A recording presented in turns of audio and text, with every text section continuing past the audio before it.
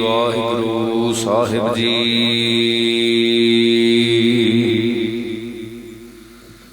ਮਹੱਲਾ ਪਹਿਲਾ। ਬਸੰਤ ਰੁੱਤ ਆਈਲੇ, ਸਰਸ ਬਸੰਤ ਮਾਹੀ। ਰੰਗ ਰਾਤੀ ਰਵਹਿ, ਸੇਤੀ ਰਚਾਈ।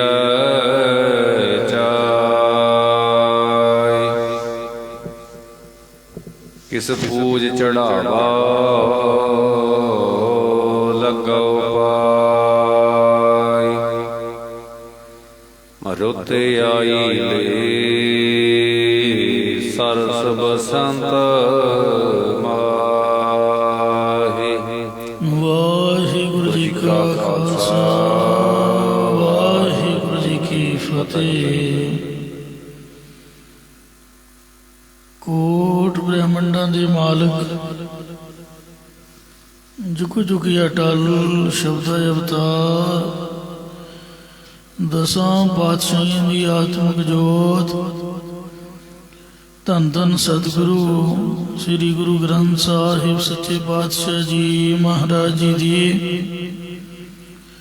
ਪਵਿੱਤਰ ਪਾਵਨ ਹਜ਼ੂਰੀ ਦੇ ਵਿੱਚ ਜੁੜ ਮਿਲ ਬੈਠੀ ਗੁਰੂ ਰੂਪ ਗੁਰੂ ਖਾਲਸਾ ਸਾਧ ਸੰਗਤ ਜੀਓ।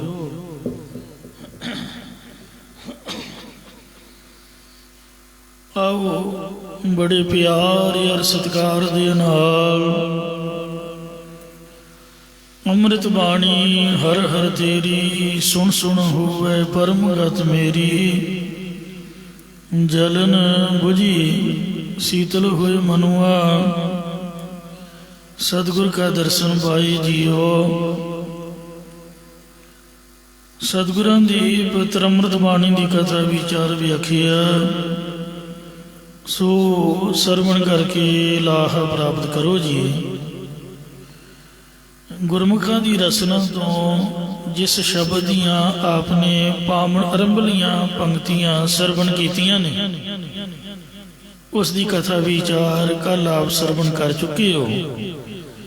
ਬਸੰਤ ਰਾਗ ਦੇ ਵਿੱਚ ਪਹਿਲੇ ਪਾਤਸ਼ਾਹ ਜੀ ਦੇ ਉਚਾਰਨ ਕੀਤੇ ਦੋ ਸ਼ਬਦਾਂ ਦੀ ਕਥਾ ਹੋ ਚੁੱਕੀ ਹੈ। ਆਓ ਤੀਸਰਾ ਸ਼ਬਦ ਪ੍ਰਾਰੰਭ ਹੋ ਰਿਹਾ ਹੈ, ਪਿਆਰ ਨਾਲ ਸੁਣੋ ਜੀ। ਇੱਕ ਵਾਰ ਰਸਨਾ ਦੀ ਪਵਿੱਤਰਤਾ ਲਈ ਮੇਰੇ ਕੰਨਾਂ ਵਿੱਚ ਆਵਾਜ਼ ਪਾਓ, ਤਾਂ ਕਿ ਮੈਨੂੰ ਪਤਾ ਚੱਲ ਸਕੇ ਕਿ ਤੁਸੀਂ ਮੇਰੇ ਬੋਲ ਨੂੰ ਸੁਣ ਰਹੇ ਹੋ। ਉੱਚੀ ਬੋਲ ਕੇ ਕਹਿ ਦਿਓ, ਸਤਿਨਾਮ ਸ੍ਰੀ ਵਾਹਿਗੁਰੂ ਜੀ।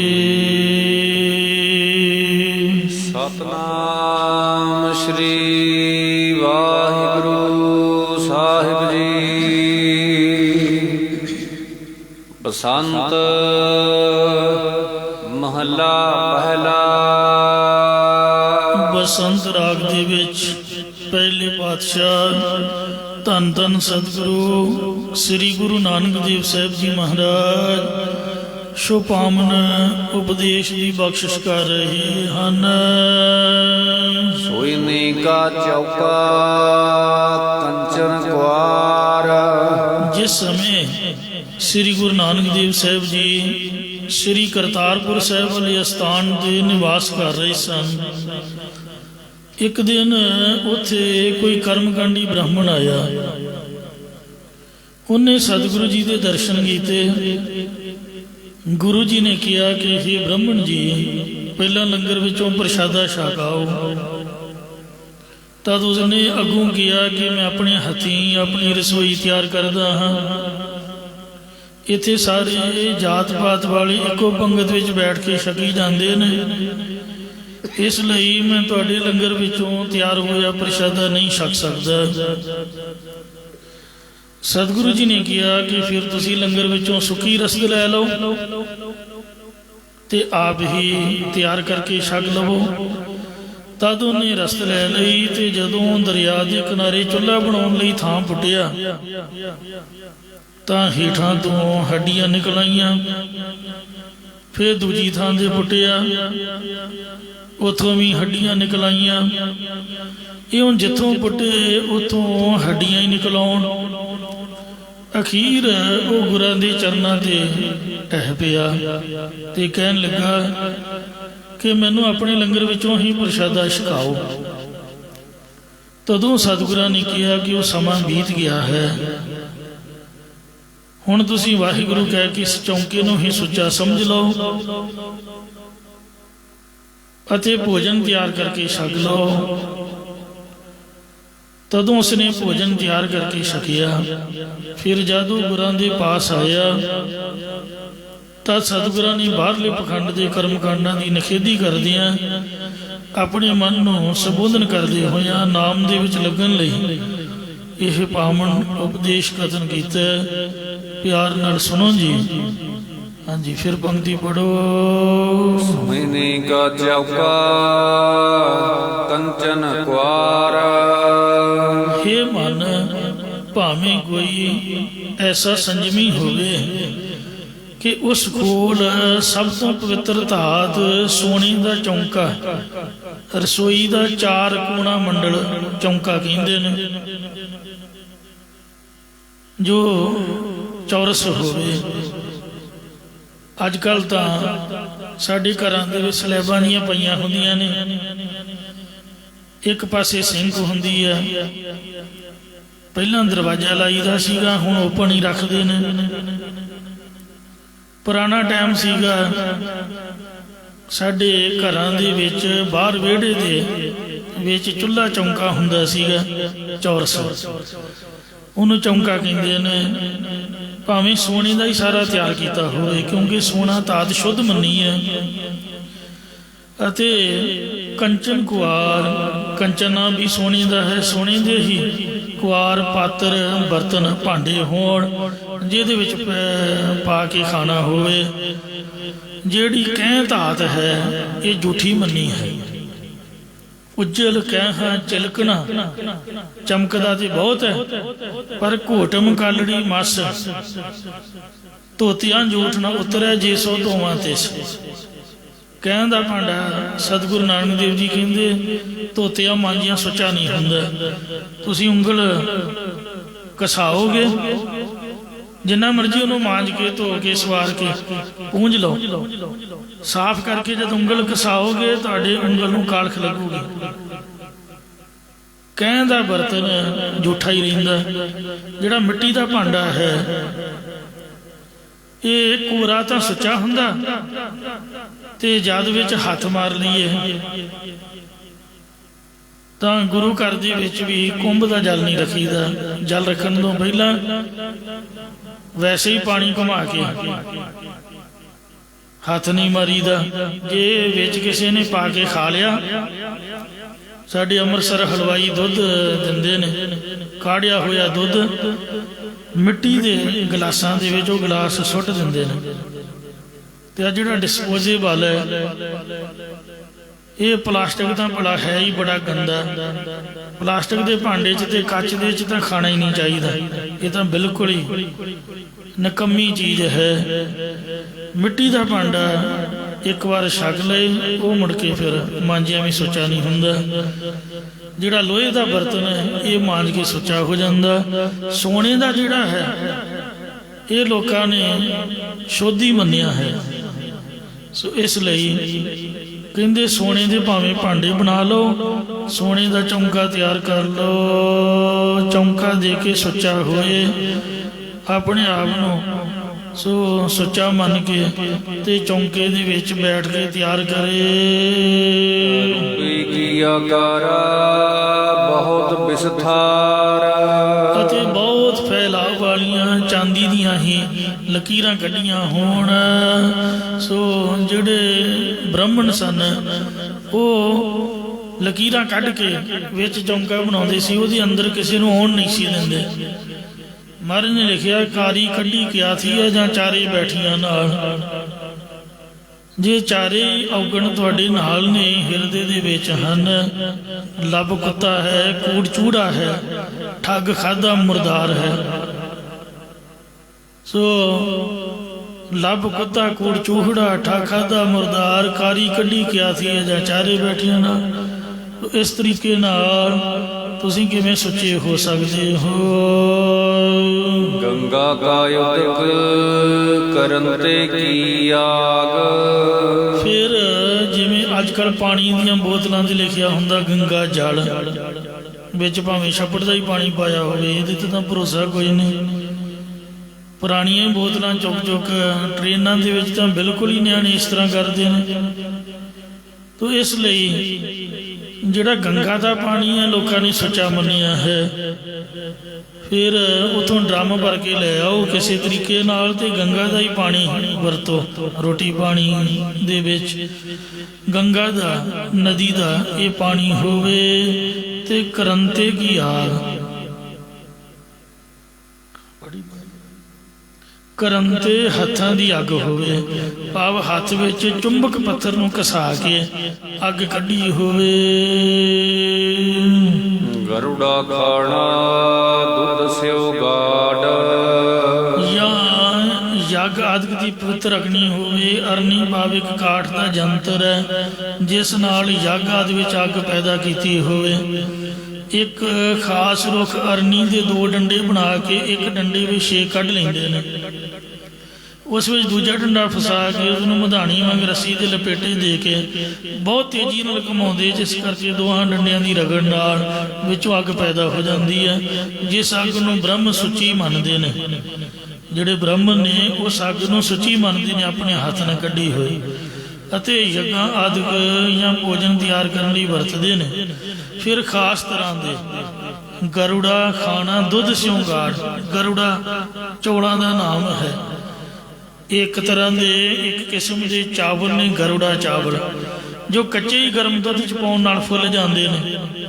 ਖਿਆਲ ਹੈ ਕਿ ਚਿੜਵੜਿਆਂ ਦਾ ਪੁਰਾਣਾ ਨਾਮ ਹੈ। ਜਿਵੇਂ ਦੁੱਧ ਵਿੱਚ ਫੁੱਲੀਆਂ ਪਾ ਕੇ ਆਪਾਂ ਖਾਂਦੇ ਹਾਂ। ਮੈਂ ਤਾਂ ਉਦੋਂ ਦੀਆਂ ਬੰਦ ਕੀਤੀਆਂ ਨੇ। ਇੱਕ ਵਾਰ ਲਾਲਚ ਆ ਗਿਆ, ਸਵੇਰੇ ਸਵੇਰ ਬੋਰੀ ਭਰੀ ਸੀਗੀ ਤੇ ਦੁੱਧ ਦਾ ਬਾਟਾ ਭਰਿਆ, ਉਹ ਬੋਰੀ ਚੋਂ ਮੁੱਠ ਭਰੀ। ਬਾਂਦਰ ਲਾਲਚੀ ਹੁੰਦਾ ਨਾ, ਲਾਲਚ ਮਨ 'ਚ ਆ ਗਿਆ, ਮੁੱਠ ਭਰੀ ਤੇ ਦੁੱਧ 'ਚ ਪਾ ਲਈ। ਮੂੰਹ ਤਾਂ ਚੁੱਕਿਆ ਹੋਇਆ, ਵੇਖਿਆ ਹੈ ਨਹੀਂ, ਵੇਖਿਆ ਤੇ ਦੁੱਧ 'ਚ ਮੇਂਗਣਾ ਹੀ ਮੇਂਗਣਾ, ਚੂਹਿਆਂ ਦੀ। ਨਾ ਤਾਂ ਮੁੜ ਕੇ ਪ੍ਰਸ਼ਾਦ ਲਈਆ, ਜੇ ਕੋਈ ਦੇ ਦੇ ਤਾਂ ਵੀ ਨਹੀਂ ਸਕੀਦਾ ਫੁੱਲੀਆਂ ਦਾ, ਤੇ ਨਾ ਮੁੜ ਕੇ ਛਕਣ ਦੀ ਕੋਈ ਇੱਛਾ ਕੀਤੀ ਹੈ ਦੁੱਧ ਆਦਿਕ ਦੇ ਵਿੱਚ। ਮੈਂ ਕਿਹਾ ਮਣਾ ਵੀ ਇਹਦਾ ਕੰਮ ਮਾੜਾ ਹੋ ਗਿਆ।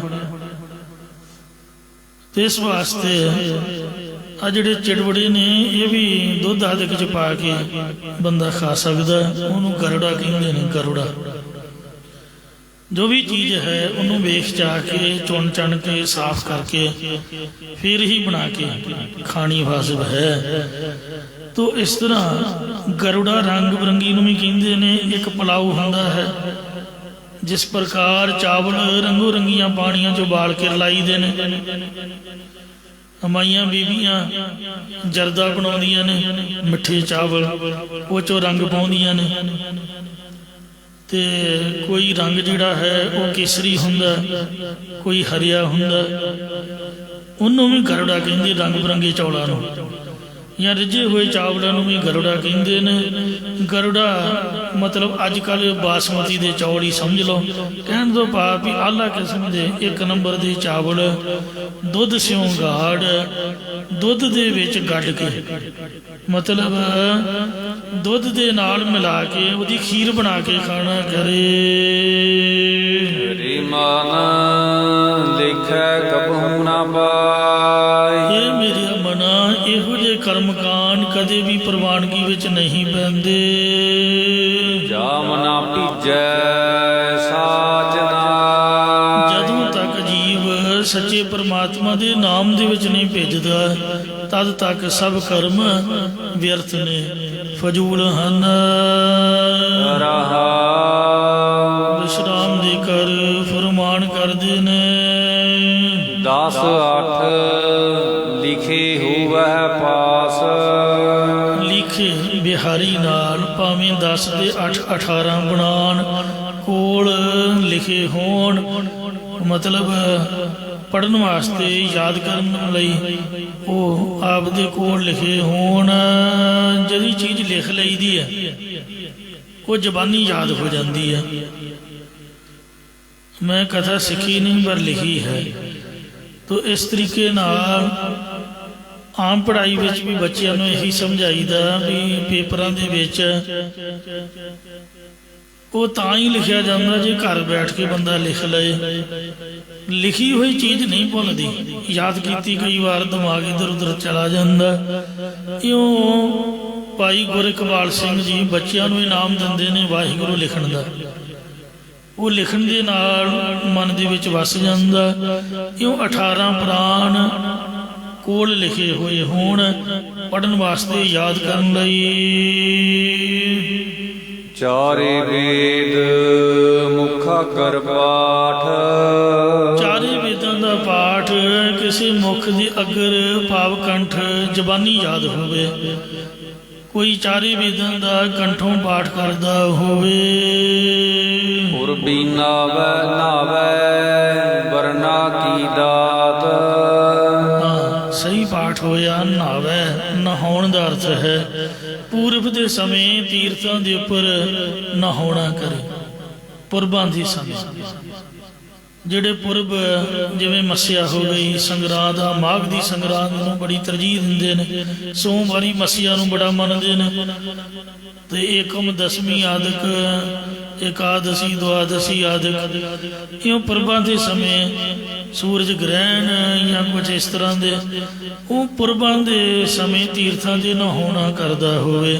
ਜਾਂ ਪੁਰਬੀਆਂ ਭਾਵ ਪੁੰਨਿਆ ਮੱਸਿਆ ਆਦਿਕ ਜਾਂ 6-6 ਸਾਲਾਂ ਬਾਅਦ ਲੱਗਣ ਵਾਲੀਆਂ ਪੁਰਬੀਆਂ ਤੇ ਨਹਾਉਂਦਾ ਹੋਵੇ।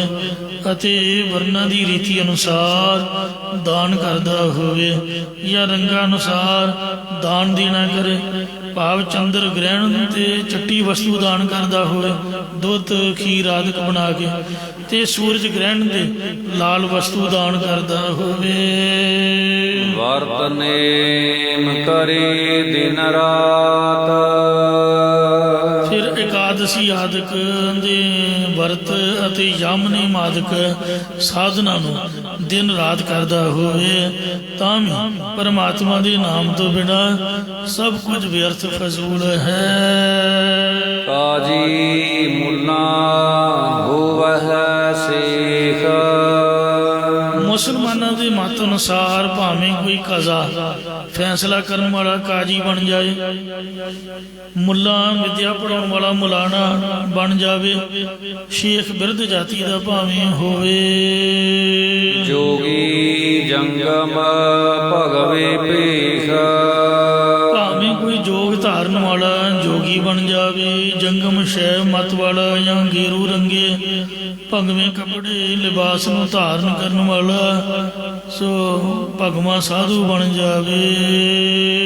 ਓ ਗਿਰਹੀ ਕਰਮਾ ਕੀ ਸੰਧ। ਚਾਹੇ ਕੋਈ ਗ੍ਰਸਤੀ ਹੋਵੇ, ਇਹ ਸਾਰੇ ਕਰਮ ਕਾਂਡਾਂ ਦੀ ਸੰਧੀ ਵਿੱਚ ਨੇ, ਭਾਵ ਕਰਮ ਕਾਂਡਾਂ ਦੇ ਜੋੜ ਵਿੱਚ ਜੁੜੇ ਹੋਏ ਹਨ। ਬਿਨ ਬੂਝੇ ਸਭ ਖੜੀਅਸ ਬੰਦ। ਖੜੀਅਸ ਤੇ ਫਲਾਣੀ ਚੀਜ਼ ਸੋ ਖੜ ਲੈ ਜਾ। ਇਉਂ ਮਾਝੇ ਦੀ ਬੋਲੀ ਆ ਖੜਨਾ, ਉਤਰਾਣਾ। ਖੜ ਦਾ ਅਰਥ ਤਾਂ ਖਲੋਣਾ ਹੁੰਦਾ ਹੈ, ਪਰ ਇਹ ਮਾਝੇ ਦੀ ਬੋਲੀ ਹੈ। ਖੜੀਅਸ ਲੈ ਜਾਵੇਗਾ। ਪਰਮਾਤਮਾ ਦਾ ਸਰੂਪ ਬੁੱਝਣ ਤੋਂ ਬਿਨਾਂ ਸਾਰੇ ਜਮਦੂਤ ਬਣ ਕੇ ਪਰਲੋਕ ਨੂੰ ਲੈ ਜਾਵੇਗਾ। ਜੀਤੇ ਜੀ ਲਿਖੀ ਸਰਕਾਰ। ਜਿਤਨੇ ਵੀ ਜੀਵ ਨੇ ਸਾਰਿਆਂ ਦੇ ਸਿਰ ਉੱਪਰ ਪ੍ਰਭੂ ਦੇ ਹੁਕਮ ਰੂਪੀ ਕਾਰ ਲਿਖੀ ਹੋਈ ਹੈ। ਜਿਵ ਜਿਵ ਹੁਕਮ ਤਵੈ ਤਿਵ ਕਾਰ। ਕਰਨੀ ਉਪਰ ਹੋਵਗ ਸਾਰ। ਜੀਵਾਂ ਦੀ ਕਰਨੀ ਕਰਮਾਂ ਦੇ ਉੱਪਰ ਹੀ ਉਸ ਦੀ ਸੰਭਾਲ ਹੋਵੇਗੀ। ਹੁਕਮ ਕਰਹਿ ਮੂਰਖ ਗਾਵਾਰ। ਕਈ ਮੇਰੇ ਵਰਗੇ ਮੂਰਖ ਬੇਸਮਝ ਜੀਵ ਪਰਮਾਤਮਾ ਦੇ ਉੱਪਰ ਹੀ ਹੁਕਮ ਕਰਦੇ ਹਨ। ਨਾਨਕ ਸਾਚੇ ਕੀ ਸਿਫਤ ਭੰਡਾਰ।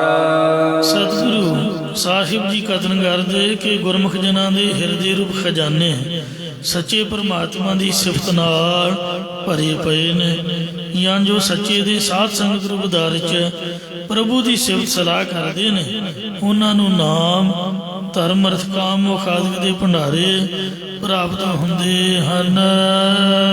ਬਸੰਤ ਮਹੱਲਾ ਤੀਜਾ। ਸਹੀ ਪਾਠ ਹੋਇਆ, 2 ਵਾਰ ਪੜ੍ਹਨਾ ਹੈ। ਜੇ ਤਾਂ ਵਿੱਚ ਜਿਹੜਾ ਅੰਕ ਸੀਗਾ ਐਂਡ ਤੇ ਹੁੰਦਾ ਤਾਂ ਫਿਰ 1 ਵਾਰ ਪੜ੍ਹਨਾ ਸੀ। ਜਿਹੜੇ ਅੱਖਰ ਨੇ ਅੱਖਰ ਨਹੀਂ ਛੱਡੀ ਦੇ, ਤੋ ਇਸ ਲਈ ਅੱਖਰ ਬਾਅਦ ਵਿੱਚ ਨੇ ਤੇ ਅੰਕ ਪਹਿਲਾਂ ਹੈ। ਅੰਕ ਵੀ ਨਹੀਂ ਛੱਡਣਾ ਮੁੜ ਕੇ, ਕਿਉਂਕਿ ਵਿੱਚ ਛੱਡ ਕੇ ਤੇ ਅੱਗੇ ਅੱਖਰ ਨਹੀਂ ਪੜ੍ਹ ਸਕਦੇ। ਤੋ ਅੱਖਰਾਂ ਤੋਂ ਅੱਗੇ ਜੇ 3 ਅੰਕ ਹੁੰਦਾ ਫਿਰ ਆਪਾਂ 1 ਵਾਰ ਪੜ੍ਹਨਾ ਸੀਗਾ। ਜਿਵੇਂ ਸ੍ਰੀ ਰਾਗ ਮਹੱਲਾ ਪਹਿਲਾ, ਉਹਦੇ ਅੱਗੇ 1 ਅੰਕ ਹੈ, ਉਹਨੂੰ ਪਹਿਲਾ ਨਹੀਂ ਬੋਲੀਦਾ। ਸ੍ਰੀ ਰਾਗ ਮਹੱਲਾ ਪਹਿਲਾ ਕਰ ਪਹਿਲਾ, ਮੋਤੀ ਤਾਂ ਮੰਦਰ ਉਸਰਹਿ ਰਤਨੀ ਤਾਂ ਹੋਏ ਜੜਾਓ, ਕਸਤੂਰ ਕੁੰਗੂ ਅਗਰ ਚੰਦਨ ਕਲੀਪ ਆਵੇ ਚਾਓ, ਮਤ ਦੇਖ ਭੂਲਾ ਵਿਸਰੈ ਤੇਰਾ ਚੇਤਨ ਆਵੇ ਨਾਉ। ਤੇ 1 ਧਨਾਸਰੀ ਮਹੱਲਾ ਤੀਜਾ, ਉੱਥੇ ਵੀ ਇਸੇ ਤਰ੍ਹਾਂ ਹੀ ਲਿਖਿਆ ਹੈ, 2 ਵਾਰ ਪੜ੍ਹਨਾ। ਤੀਜੇ ਪਾਤਸ਼ਾਹ ਸਤਿਗੁਰੂ ਅਮਰਦਾਸ ਜੀ ਮਹਾਰਾਜ ਨੇ ਗੁਰਸਿੱਖਾਂ ਦੀ ਬੇਨਤੀ ਮੰਨੀ। ਗੁਰਸਿੱਖਾਂ ਨੇ ਆਖਿਆ, ਸਤਿਗੁਰੂ ਜੀ ਜਿਵੇਂ ਪਹਿਲੇ ਸਤਿਗੁਰਾਂ ਨੇ ਉਸ ਕਰਮਕਾਂਡੀ ਬ੍ਰਾਹਮਣ ਨੂੰ ਉਪਦੇਸ਼ ਦੇ ਕੇ ਨਿਹਾਲ ਕੀਤਾ ਸੀ, ਉਸ ਤਰ੍ਹਾਂ ਤੁਸੀਂ ਵੀ ਪਖੰਡ ਦੇ ਖੰਡਣ ਵਾਲਾ ਕੋਈ ਉਪਦੇਸ਼ ਬਖਸ਼ਿਸ਼ ਕਰੋ। ਤਦੋਂ ਸਤਿਗੁਰੂ ਜੀ ਨੇ ਇਹ ਪਾਵਨ ਸ਼ਬਦ ਉਚਾਰਨ ਕੀਤਾ। ਇਹ ਜਿਹੜਾ ਉੱਪਰ ਪਹਿਲੇ ਪਾਤਸ਼ਾਹ ਜੀ ਦੇ ਉਚਾਰਨ ਕੀਤੇ ਹੋਏ ਸ਼ਬਦ ਦਾ ਪ੍ਰਕਰਨ, ਇਹ ਮਿਲਣ ਵਾਸਤੇ ਸ੍ਰੀ ਗੁਰੂ ਅਰਜਨ ਦੇਵ ਸਾਹਿਬ ਜੀ ਨੇ ਭਾਈ ਗੁਰਦਾਸ ਸਾਹਿਬ ਜੀ ਦੇ ਪਾਸੋਂ ਸ੍ਰੀ ਗੁਰੂ ਗੋਬਿੰਦ ਸਿੰਘ ਸਾਹਿਬ ਜੀ ਨੇ ਭਾਈ ਮਣੀ ਸਿੰਘ ਦੇ ਪਾਸੋਂ ਇੱਥੇ ਤੀਸਰੇ ਪਾਤਸ਼ਾਹ ਦਾ ਸ਼ਬਦ ਦਰਜ ਕੀਤਾ ਹੈ, ਤੇ ਨਾਲ ਤੀਜਾ ਪਦ ਸ਼ਬਦ ਵਿੱਚ ਲਿਖ ਕੇ ਸਮਝਾਉਣਾ ਕੀਤਾ ਕਿ ਇਸ ਮਹੱਲੇ ਪਦ ਨਾਲ ਲਿਖੇ 3 ਅੰਕ ਨੂੰ ਤੀਜਾ ਹੀ ਪੜ੍ਹਨਾ ਹੈ, 3 ਜਾਂ 3 ਅਧਿਕ ਨਹੀਂ ਪੜ੍ਹਨਾ। ਇਸੇ ਪ੍ਰਕਾਰ ਮਹੱਲਾ ਚੌਥਾ ਵੀ ਅੱਖਰਾਂ ਦੇ ਵਿੱਚ ਲਿਖ ਕੇ ਪੜ੍ਹਨ ਦਾ ਤਰੀਕਾ ਦੱਸਿਆ ਹੈ ਵੀ ਮਹੱਲਾ ਚੌਥਾ ਪੜ੍ਹਨਾ ਹੈ ਇੰਜ। ਆ ਜਿਹੜਾ ਤੀਜੇ ਪਾਤਸ਼ਾਹ ਦਾ ਸ਼ਬਦ ਹੈ, ਇਹ ਪਹਿਲੇ ਪਾਤਸ਼ਾਹ ਦੀ ਬਾਣੀ ਦੇ ਵਿਚਕਾਰ ਆ ਰਿਹਾ ਹੈ ਆਮ ਤੌਰ ਤੇ। ਸੋ ਜਦੋਂ ਮਹੱਲਾ ਬਦਲਦਾ ਹੈ ਉਦੋਂ ਬਦਲਦਾ ਜਦੋਂ ਪਹਿਲੇ ਸਤਿਗੁਰਾਂ ਦੇ ਸ਼ਬਦ ਸੰਪੂਰਨ ਹੋ ਜਾਣ। ਹੁਣ ਚੱਲ ਤਾਂ ਪਹਿਲੇ ਪਾਤਸ਼ਾਹ ਦੇ ਚੌਪਦੇ ਰਹੇ ਨੇ, ਉਹ ਤੋਂ ਬਾਅਦ ਦੂਜੇ ਦੇ ਤੇ ਫਿਰ ਤੀਜੇ ਦੇ ਆਉਣੇ ਚਾਹੀਦੇ ਨੇ, ਜਾਂ ਦੂਜੇ ਦੇ ਨਹੀਂ ਤਾਂ ਫਿਰ ਪਹਿਲੇ ਤੋਂ ਬਾਅਦ ਤੀਜੇ ਦੇ। ਪਰ ਬਾਣੀ ਪਹਿਲੇ ਪਾਤਸ਼ਾਹ ਦੀ ਚੱਲਦਿਆਂ ਤੀਜੇ ਪਾਤਸ਼ਾਹ ਦਾ ਸ਼ਬਦ ਆਉਣ ਦਾ ਮਤਲਬ ਆਪ ਨੂੰ ਬੇਨਤੀ ਕਰ ਦਿੱਤੀ, ਸਮਝਾ ਦਿੱਤਾ ਕਿ ਗੁਰੂ ਗੋਬਿੰਦ ਸਿੰਘ ਸਾਹਿਬ ਜੀ ਨੇ ਭਾਈ ਮਣੀ ਸਿੰਘ ਦੇ ਪਾਸੋਂ ਲਿਖਵਾਇਆ ਤਾਂ ਹੈ ਕਿ ਉੱਪਰਲੇ ਪ੍ਰਕਰਨ ਨਾਲ ਮਿਲਦਾ ਹੈ। ਸ੍ਰੀ ਗੁਰੂ ਅਰਜਨ ਦੇਵ ਜੀ ਨੇ ਵੀ ਭਾਈ ਗੁਰਦਾਸ ਸਾਹਿਬ ਜੀ ਦੇ ਪਾਸੋਂ ਇਸੇ ਤਰ੍ਹਾਂ ਹੀ ਲਿਖਵਾਇਆ ਹੈ, ਕਿਉਂਕਿ ਸਭ ਤੋਂ ਪਹਿਲੇ ਕਥਾਵਾਚਕ ਭਾਈ ਗੁਰਦਾਸ ਜੀ ਹੋਏ ਨੇ, ਉਹਨਾਂ ਤੋਂ ਪਹਿਲਾਂ ਕੋਈ ਕਥਾਵਾਚਕ ਨਹੀਂ ਹੋਇਆ ਸਿੱਖਾਂ ਦੇ ਵਿੱਚ। ਪਹਿਲਾਂ ਸਤਿਗੁਰੂ ਜੀ ਖੁਦ ਆਪ ਹੀ ਗੁਰਬਾਣੀ ਦੀ ਕਥਾ ਸਰਵਣ ਕਰਵਾਇਆ ਕਰਦੇ ਸਨ। ਗੁਰਸਿੱਖੀ ਦੇ ਪ੍ਰਚਾਰ ਹਿਤ ਭਾਈ ਗੁਰਦਾਸ ਸਾਹਿਬ ਜੀ ਨੂੰ ਹੁਕਮ ਹੋਇਆ। ਸੋ ਗੁਰਬਾਣੀ ਦੇ ਮਹਾਨ ਵਿਦਵਾਨ ਭਾਈ ਸਾਹਿਬ ਜਿਨ੍ਹਾਂ ਨੇ ਵਾਰਾਂ ਦੇ ਰਾਹੀਂ ਕਵਿਤਾ ਸਵਈਆਂ ਦੇ ਰਾਹੀਂ ਗੁਰਬਾਣੀ ਦੀ ਵਿਆਖਿਆ ਕੀਤੀ, ਬੜੀ ਸੰਕੋਚਮਈ ਤਰੀਕੇ ਦੇ ਨਾਲ ਛੋਟੇ ਛੋਟੀਆਂ ਪੌੜੀਆਂ ਪੰਕਤੀਆਂ ਦੇ ਵਿੱਚ ਵੱਡੇ ਵੱਡੇ ਸ਼ਬਦਾਂ ਦੇ ਸਿਧਾਂਤ। ਇਸੇ ਤਰ੍ਹਾਂ ਤੀਜੇ ਪਾਤਸ਼ਾਹ ਸਮਝ ਲਓ, ਇਸੇ ਹੀ ਪ੍ਰਕਰਨ ਦੇ ਵਿੱਚ ਉੱਥੇ ਕੀਰਤਨ ਹੋਇਆ ਹੋਊਗਾ ਗੁਰੂ ਅਮਰਦਾਸ ਜੀ ਦੇ ਦਰਬਾਰ 'ਚ, ਜਾਂ ਗੁਰੂ ਸਾਹਿਬ ਨੇ ਖੁਦ ਆਪ ਵੀ ਸ਼ਬਦ ਪੜ੍ਹ ਕੇ ਸੁਣਾਇਆ ਹੋਊਗਾ, ਤੇ ਫਿਰ ਸੰਗਤਾਂ ਨੇ ਬੇਨਤੀ ਕੀਤੀ ਤਾਂ ਫਿਰ ਮਹਾਰਾਜ ਸਮਝ ਲਓ ਪਹਿਲੇ ਪਾਤਸ਼ਾਹ ਦੀ ਸ਼ਬਦ ਦੀ ਕਥਾ ਹੀ ਕਰ ਰਹੇ ਨੇ। ਸ਼ਬਦ ਦੀ ਕਥਾ, ਗੁਰਬਾਣੀ ਦੀ ਕਥਾ ਗੁਰਬਾਣੀ ਦੇ ਮੁਤਾਬਕ ਗੁਰਬਾਣੀ ਰਾਹੀਂ ਹੀ ਕਰ ਰਹੇ ਨੇ। ਬਾਣੀ ਦਾ ਸ਼ਬਦ ਉਚਾਰ ਕੇ ਪਿਆਰ ਨਾਲ ਸੁਣੋ। ਬਸਤਰ ਉਤਾਰ ਦਿਗੰਬਰ ਹੋਵ, ਪਖੰਡ ਦਾ ਖੰਡਨ ਕਰਦੇ ਹੈ ਭਾਈ। ਜੇਕਰ ਕੋਈ ਆਪਣੇ ਸਰੀਰ ਦੇ ਕੱਪੜੇ ਲਾ ਕੇ ਦਿਸ਼ਾ ਨੂੰ ਹੀ ਬਸਤਰ ਸਮਝਣ ਵਾਲਾ, ਮਤਲਬ ਨਾਂਗਾ ਸਾਧ ਹੋ ਜਾਵੇ। ਜਟਾ ਧਾਰ ਕਿਆ ਕਮਾਵੈ ਜੋਗ। ਚਾਹੇ ਕੋਈ ਸਿਰ ਉੱਪਰ ਜੜਾਵਾਂ ਧਾਰਨ ਕਰ ਲੈ ਤਾਂ ਵੀ ਉਹ ਕੀ ਜੋ ਕਮਾ ਸਕਦਾ ਹੈ, ਜਾਂ ਪਰਮਾਤਮਾ ਜੁੜਨ ਰੂਪੀ ਕੀ ਜੋ ਕਮਾ ਸਕਦਾ, ਭਾਵ ਨਹੀਂ ਕਮਾ ਸਕਦਾ।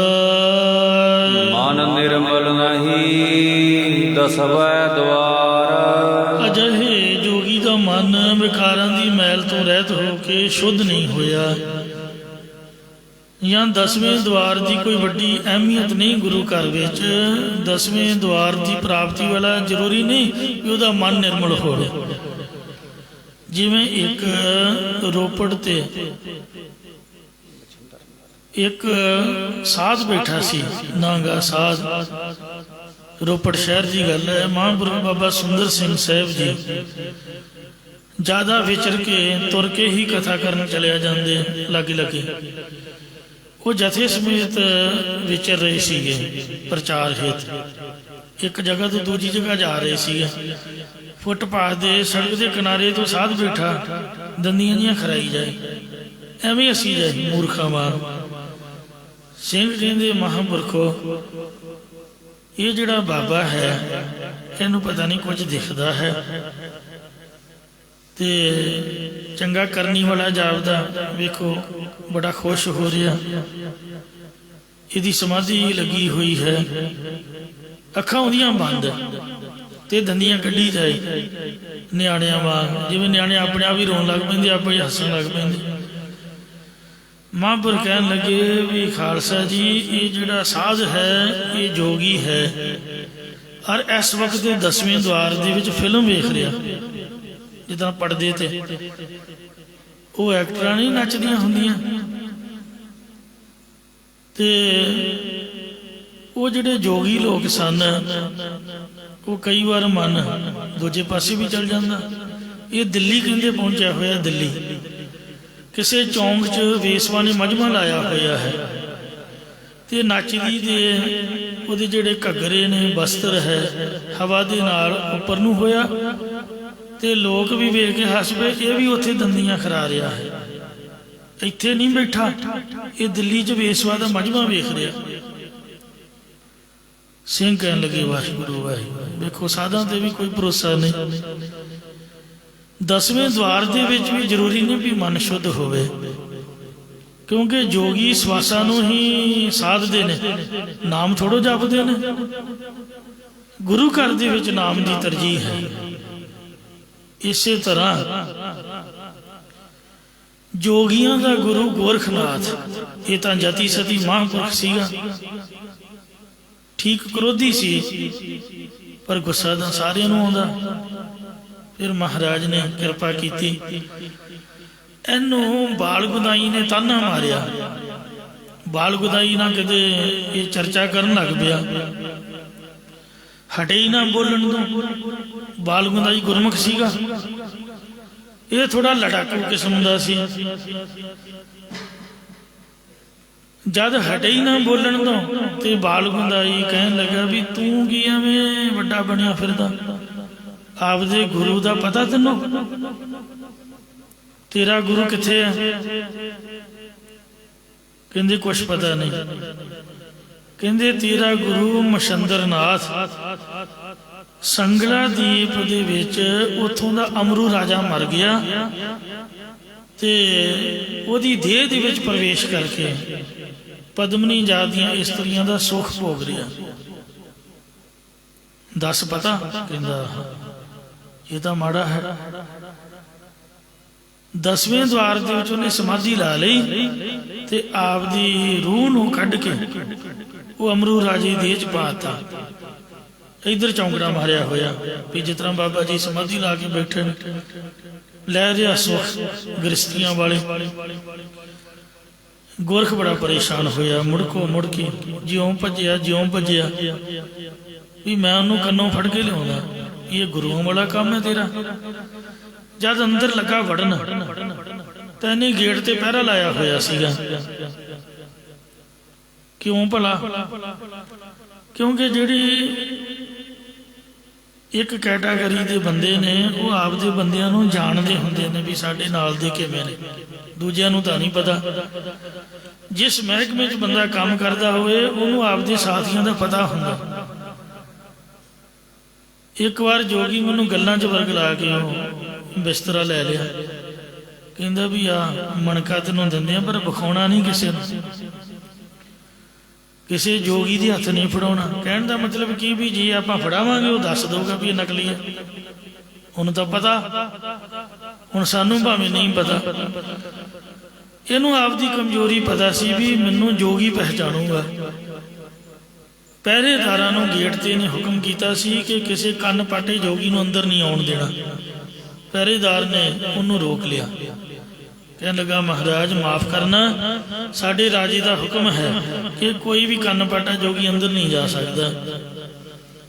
तो फिर गोरख ने अपना भेस बताया, भेस वटा के ते सिर के उपर कपड़ा लैके जिमें अजकल दे ढोलकी चिमटे वाले बाबे लेंदे ने, माइयां वांग चुन्नी जी बना लेंदे ने ते वो कन्न ढक के रखते ने। इउं जोगी गोरखनाथ ने मुंदरां वाले कन्न ढक लए, भेस वटा लिया। उस तो बाद जोगियां दे कन्न ढकण की मर्यादा चली है। ये अंदर प्रवेश होया, झकानी दे के अंदर वड़ गया। फिर ये दरबार दे विच नहीं सी जा सकता, उत्थे सख्त पहरे लगे हुए सी। जिन्हें गेट अंदर नहीं आउण दिता, दरबार च कौन आउण देगा।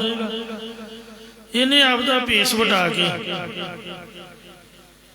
जिहड़ा उस्ताद उत्थे जोड़ी वजाउंदा सी राज दरबार दे विच वेसवा दे नाच हुंदियां तो, उस उस्ताद दे पैर फड़ के जोड़ी सीखी। फिर एक दिन बेनती की भी मैनूं भी राजी का दरबार दिखाओ जी, मैं आपदा चेला हाँ। इउं उस्ताद का चेला बन के उहदे मगर मगर ਉਹਨੂੰ ਤਾਂ ਕਿਸੇ रोकना नहीं ਸੀਗਾ, ਉਹਦੇ ਨਾਲ दरबार 'ਚ चला गया। जब वेसवा नच रही ਸੀਗੀ ਤੇ ਤਾਲ ਪੂਰੇ ਜਾ ਰਹੇ ਸੀਗੇ ਤੇ बड़ा सिर घुमा ਰਿਹਾ ਸੀ। ਮਛੰਦਰ ਨਾਥ ਅਮਰੂਦੀ ਮੁਰਦਾ ਦੇਹ ਦੇ ਵਿੱਚ ਬੈਠਾ ਹੋਇਆ। ਗੋਰਖਨਾਥ ਨੇ ਜੋੜੀ ਵਜਾਉਂਦਿਆਂ ਹੋਇਆ ਵਿੱਚੋਂ ਬੋਲ ਕੱਢੇ, जाग मछंदरा गोरख आए, जाग मछंदरा गोरख आए। जिवें डोलियां खिडाउंदे ने बाबे काले इलम वाले, वो घड़े दे उपर कहण दी थाली मुद्दी मार के ते डंडे मार के ते लहरिया पढ़दे ने, वारां दियां पढ़दे ने। वो डोलियां खिडाउंदे विचों भूत बोलदा है, इउं भूतां वाले बाबे की तरह, जिस तरह भूत कड्ढी दा किसे चों थाल खड़का के, इउं जोड़ी खड़का के जाग मछंदरा गोरखाए वाला लहरिया बना के ये जद मस्ती मार रहा सीगा, सिर घुमा रहा सी, उतना ही इहदा सिर घुमा के विचों इहदी रूह नूं कढिया, इहदे कन्न फड़े भी चल पुत, इहनूं लै गया असली देह दे विच वाड़ के ते फिर कन्न पुट्टे। कन्ना तो फड़ के गुरु नानक साहब की चरनी पाया, कहते आ वेख लो मेरे गुरु की हालत महाराज, जिवें आपने मेरे ते कृपा की है इस तरह मेरे गुरु ते भी कृपा करो। ये 10वें द्वार दे विच वेखो की काम कर रहा, इनू समझाओ। तो सतगुरु नानक देव महाराज ने रामकली राग दे विच पावन शब्द उचारिया। रामकली महला पहला, सुन माशंदरा नानक बोले। गुरु नानक बोल रहा है मछंदर नाथ जोगी सुन, वस अद पंज करे न डोले। पंज विकारां नूं अपने वस अधीन विच रखे, मन नूं इन्हां विच डुलावे ना। इसलिए कई बड़ा सिमरन कराउंदे ने, मैं उन्हां दा नाम नहीं लेना, पर ज्ञान जलेबीदार गूढ़ ज्ञान दसदे हन भी तुहानूं 10वें द्वार विच लै जावांगे। मेरे वर्गा भुलेखा खा जांदा, मैनूं कईयां ने जोर मारिया, खिच्चण की कोशिश की ते आपां तां हत्थ ही जोड़े भी मसां गुरुद्वारे आए हैं भी सानूं तां गुरुद्वारा ही जिंदाबाद। आसा दी वार बड़ी सोहनी लगदी है, कीर्तन रागी सोहना करदे ने ते जिहड़ियां लाइटां लूटां बुझा के एवें सिर जा मारी जाना ते मैनूं तां चंगा नहीं लगदा। ਅਖੇ ਜੀ ਭਰਵੱਟਿਆਂ ਵਿਚਕਾਰ ਧਿਆਨ ਜੋੜੋ, ਸਿਰ ਪੱਟਣ ਲੱਗ ਪੈਂਦਾ, ਕਿਤੇ ਕਰਕੇ ਦੇਖਿਓ। ਮੈਂ ਤਾਂ 5 ਮਿੰਟ ਨਹੀਂ ਬਹਿ ਸਕਦਾ, ਸਾਡੇ ਕੋਲ ਟਿਕ ਕੇ ਬੈਠਾ ਨਹੀਂ ਜਾਂਦਾ। ਤੇ ਇਸ ਲਈ ਮਹਾਂਪੁਰਖਾਂ ਨੇ ਆਖਿਆ ਵੀ ਇਹੀ ਕੰਮ ਚੰਗਾ ਕਥਾ ਵਾਲਾ ਹੀ, ਜੋ ਹੁੰਦਾ ਕਰੀ ਜਾਓ। ਕਈ ਵਾਰ ਪੁੱਛਿਆ ਵੀ ਨਿਤਨੇਮ ਤੋਂ ਇਲਾਵਾ ਵਾਹਿਗੁਰੂ ਨਿਤਨੇਮ ਛੱਡ ਕੇ ਤੇ ਵਾਹਿਗੁਰੂ ਮੰਤਰ ਦੇ ਜਾਪ ਨੂੰ ਤਰਜੀਹ ਦਿੱਤੀ ਜਾਏ, ਕਿਉਂਕਿ ਲੋਕ ਕਹਿੰਦੇ ਨੇ ਵੀ ਜੇ ਵਾਹਿਗੁਰੂ ਨਹੀਂ ਆਖਿਆ ਫਿਰ ਨਿਤਨੇਮ ਦਾ ਕੀ ਫਾਇਦਾ ਹੋਇਆ, ਬਾਣੀ ਤਾਂ ਕਹਿੰਦੀ ਨਾਮ ਜਪੋ। ਉਹ ਜਿਸ ਤਰ੍ਹਾਂ ਰਾਧਾ ਸਵਾਮੀ ਸਰਸੇ ਵਾਲੇ ਕਹਿੰਦੇ ਨੇ ਵੀ ਨਾਮ ਸਾਡੇ ਕੋਲ ਲਓ ਤੇ ਨਾਮ ਜਪੋ, ਕਥਾ ਬਾਣੀ ਦੀ ਕਰਦੇ ਨੇ। ਆਖੇ ਜੀ ਬਾਣੀ ਨਾ ਪੜੋ, ਬਾਣੀ ਕਹਿੰਦੀ ਨਾਮ ਜਪੋ, ਨਾਮ ਸਾਡੇ ਕੋਲ ਲਓ। ਇਸ ਤਰ੍ਹਾਂ ਸਾਡੇ ਜਿਹੜੇ ਸਿਮਰਨ ਕਰਾਉਣ ਵਾਲੇ ਨੇ ਉਹਨਾਂ ਤੋਂ ਕਦੇ ਪੁੱਛ ਕੇ ਵੇਖਿਓ। ਕਈਆਂ ਨਾਲ ਮੈਂ ਸਿਰ ਅੜਾਇਆ, ਲੜਿਆ ਵੀ ਚੰਗੇ ਤੁਸੀਂ ਗੁਰਦੁਆਰੇ ਦੇ ਬੰਦੇ ਹੋ। ਇੱਕ ਨੂੰ ਮੈਂ ਪੁੱਛਿਆ, ਮੈਂ ਕਿਹਾ ਤੇਰਾ ਪੁੱਠਾ ਦਿਮਾਗ, ਤੂੰ ਦੱਸ ਵੀ ਅੰਮ੍ਰਿਤ ਤੋਂ ਛਕਿਆ ਹੋਇਆ ਵੀ ਜੇ ਤੈਨੂੰ ਕੋਈ ਕਹੇ ਵੀ 5 ਪਿਆਰਿਆਂ ਦੀ ਸੇਵਾ ਕਰਨੀ ਹੈ ਤੇ ਕੀ ਕਰੇਗਾ?